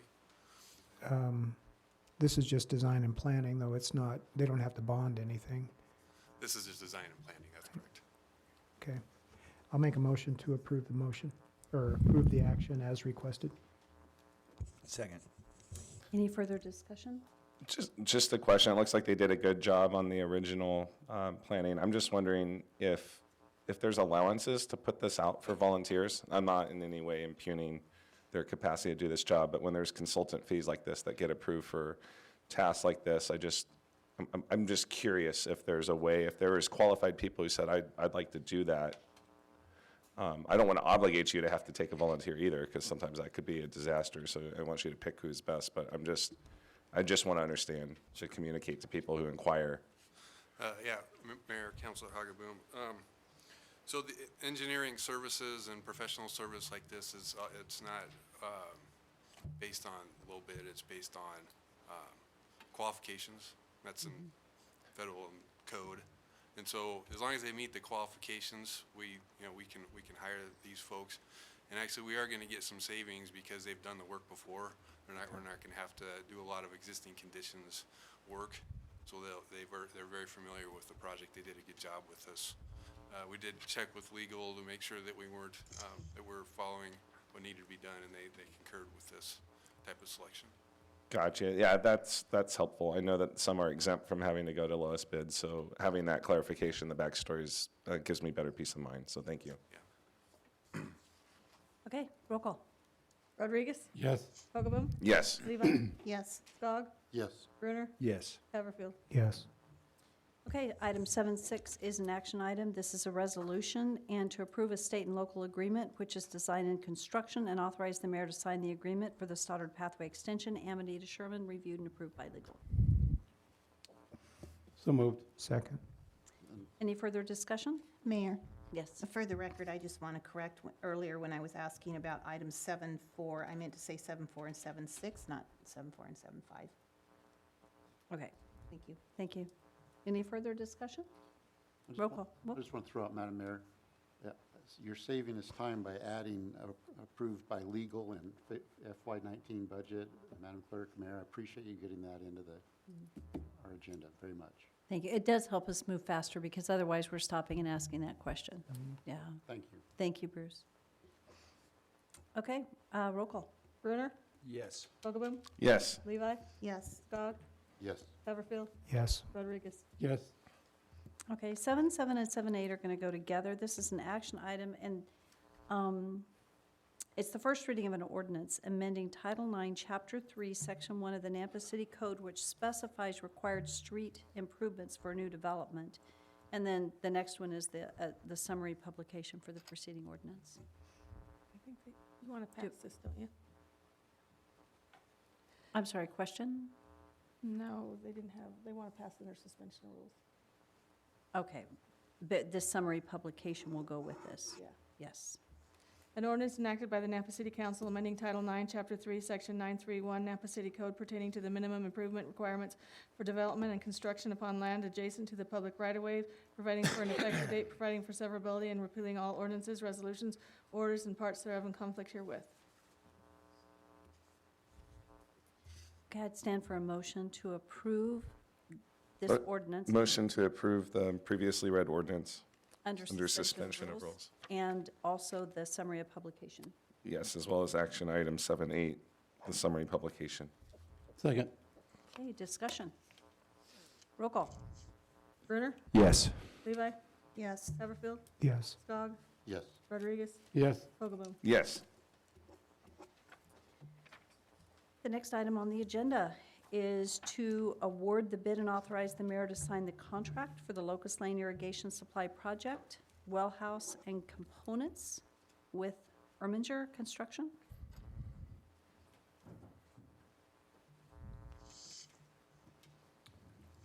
Madam Mayor, after Tom makes his presentation, I do have a question on this one, so. Okay.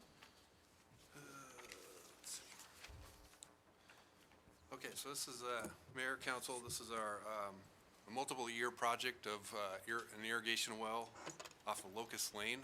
And this is address low water pressures in this zone out on this part of town. We analyzed that we needed a well. So this is to do to build a well house, a pump, the motor. We've already have the well drilled in the ground today. We've bought the right-of-way for this. We have the water right. And we had 3 bids. Emminger Construction was a low. And we reviewed the bids, are all pretty close. And the bid was for $728,000.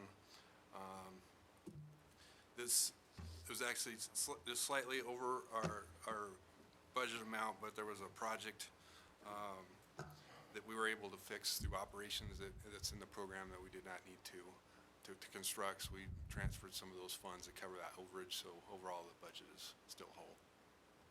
So can I request this to sign, allow mayor to sign the contract for the award of, to Emminger Supply. Can answer any questions. And, go ahead. Mayor Kling, again, this is a bonded project, and that includes the bonding costs. It's, Does it include any contingencies within that number? generally the project management team, they'll put some small contingency inside within the projects, so about 4 to 5% Enough to maybe cover any change orders that might come along? change order costs, yes. All right, thanks. So, Madam Mayor, so I'm just mainly to educate me. So we put these wells in quite frequently. These pump, is that, I mean, when was the last one put in, I guess would be the best question. Approximately, Mayor, I don't need. Councilman Brunner, we put them in according to the master plan for irrigation, and I believe the last one was probably 2 years ago, somewhere in there. So we maybe average We- every 2, when- 3 years? Yeah, every 2 or 3 years, we put one in. Okay, and well, my main question is not on this issue, it's on the consulting. So Keller and Associates, have they been our main consultants on these in the past several wells?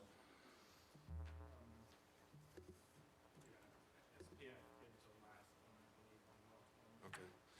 So they're not our exclusive consultants just for all the wells. We have, Okay. as we were talking about earlier, we have a list of consultants that are qualified, and we Right. select off of that. Okay, so is there a necessity, since we've done this prior, so take it there's written material from consultants, what they normally suggest. I realize these are different locations, so we're not talking apples to apples.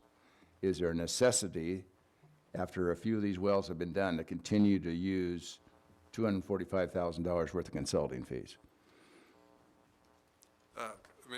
Mayor, Council Bruner, we don't have to use that particular consultant.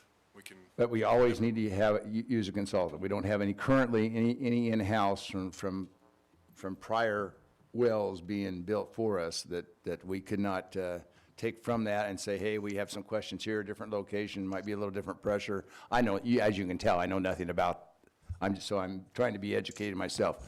I'm mainly concerned, and the mayor has done a wonderful job as far as working on getting some in-house staff in here where we're not getting these high consulting fees. But, $245,000 for something that we've done previously, I guess, in my mind, it's not making sense to me.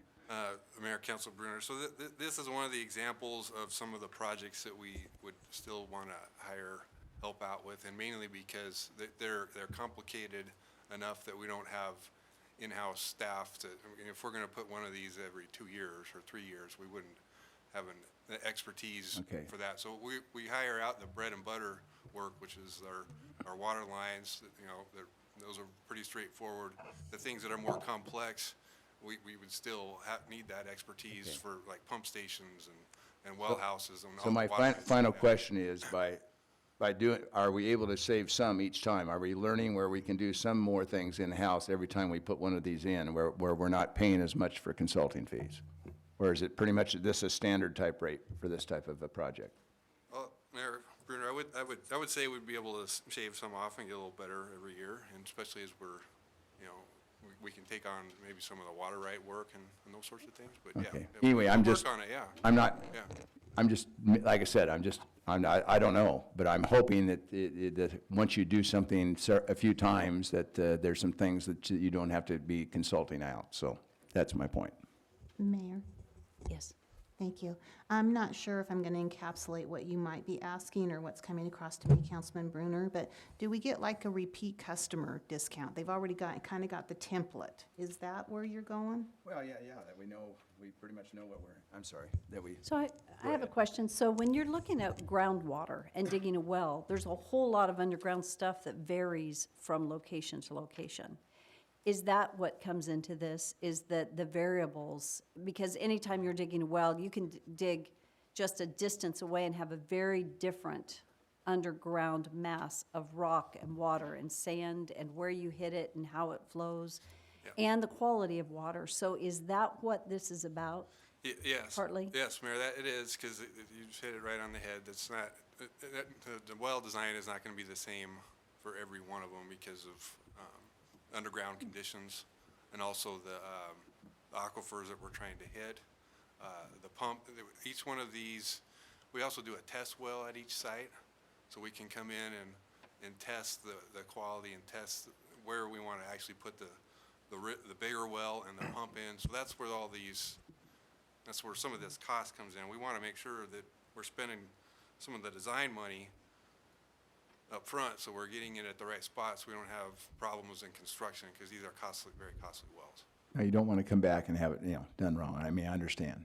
And it does have to do with the quality of water that you're hitting and the pressure of that water too, which varies from site to site a little bit. Yeah, that's what I said. I know it's not apples to apples. I just thought there's maybe some conditions that are similar that maybe they're repeating where we would already have that information. So just asking.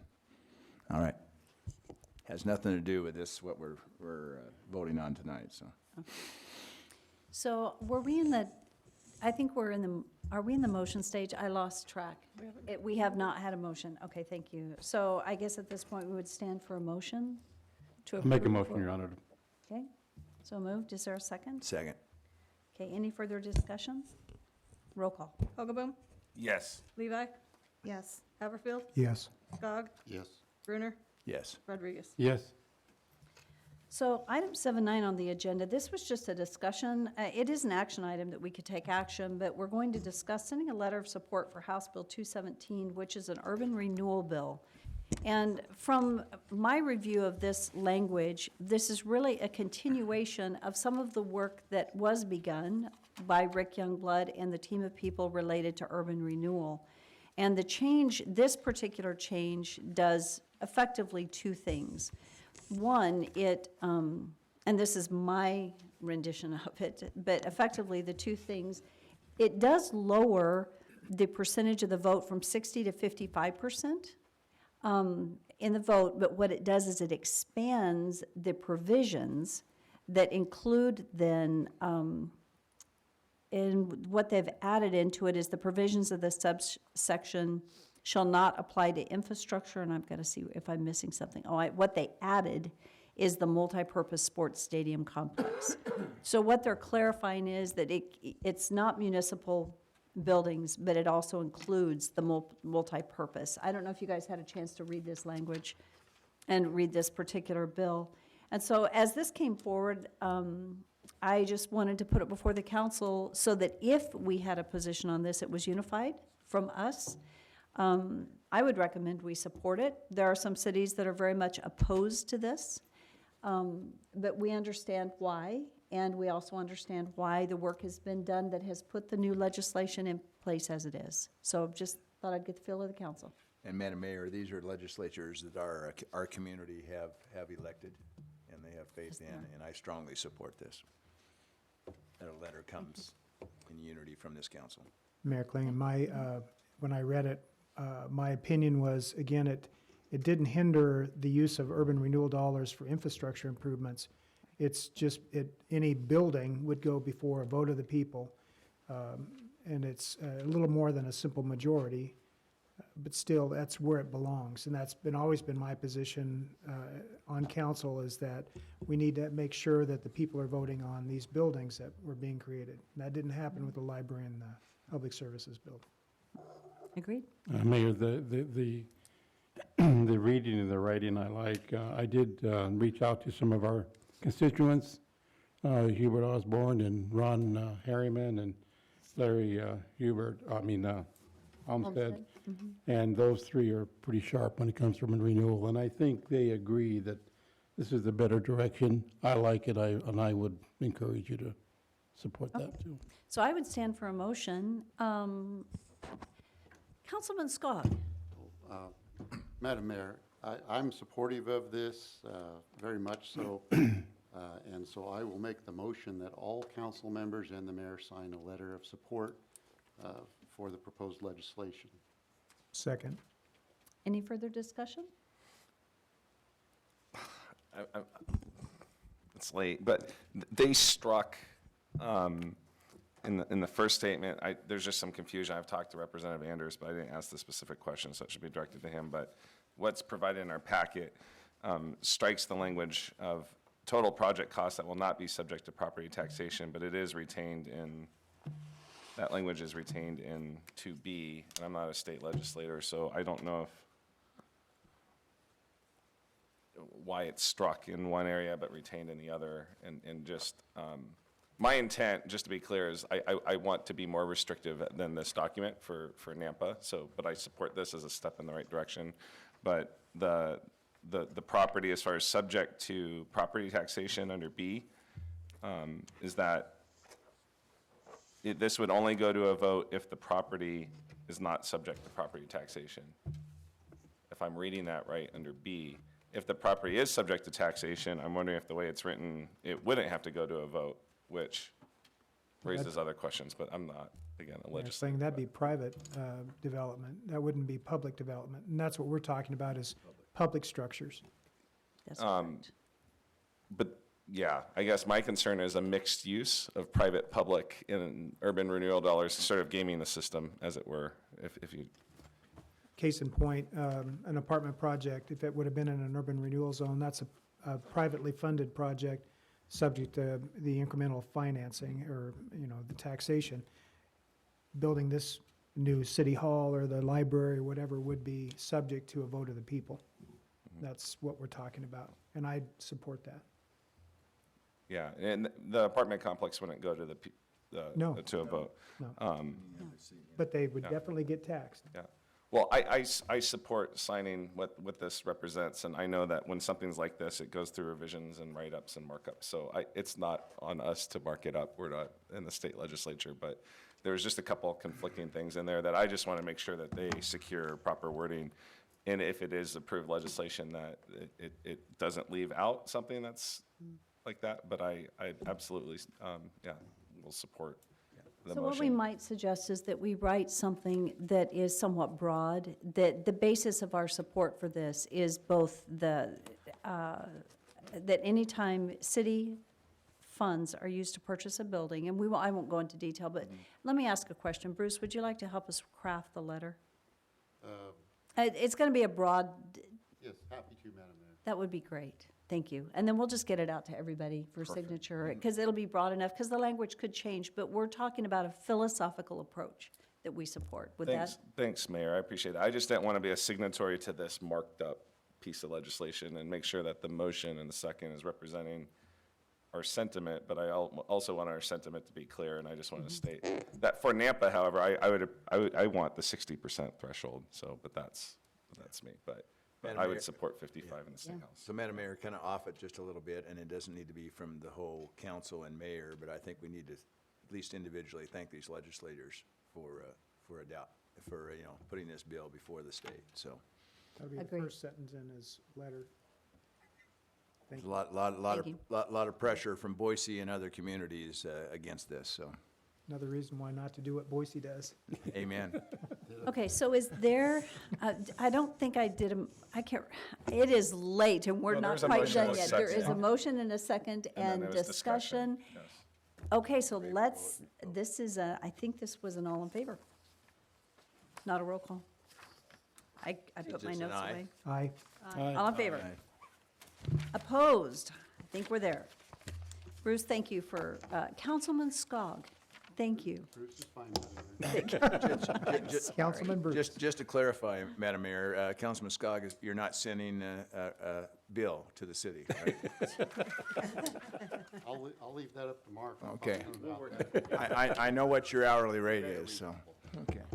I believe that we have covered all the items on the agenda. Unless we're missing one, we've kind of flowed through. Executives, With that, I would stand for a motion, to adjourn. We have 2 executive sessions, and so I would stand for a motion to adjourn into executive session pursuant to Idaho Code 742061B to consider the evaluation, dismissal, or disciplining of, or to hear complaints or charges brought against a public officer, employee, staff member, individual agent, or public school student. And item 8.2, which is a motion to adjourn into executive session pursuant to Idaho Code 742061A to consider hiring a public officer, employee, staff member, or individual agent wherein the respective qualities of the individuals are to be evaluated in order to fill a particular vacancy or need. This paragraph does not apply to filling a vacancy in an elective office or deliberations about staffing needs in general. So moved. Second. Is that a roll call? Yeah. Roll call. Hogaboom? Yes. Levi? Yes. Haverfield? Yes. Hogg? Yes. Brunner? Yes. Rodriguez? Yes. As we adjourn, it's the reminder that no decisions and votes take place in the executive session, and my guess is you will all be gone when we come back, so we will adjourn at a later time, and thank you for being here. We'll be concerned if you're not.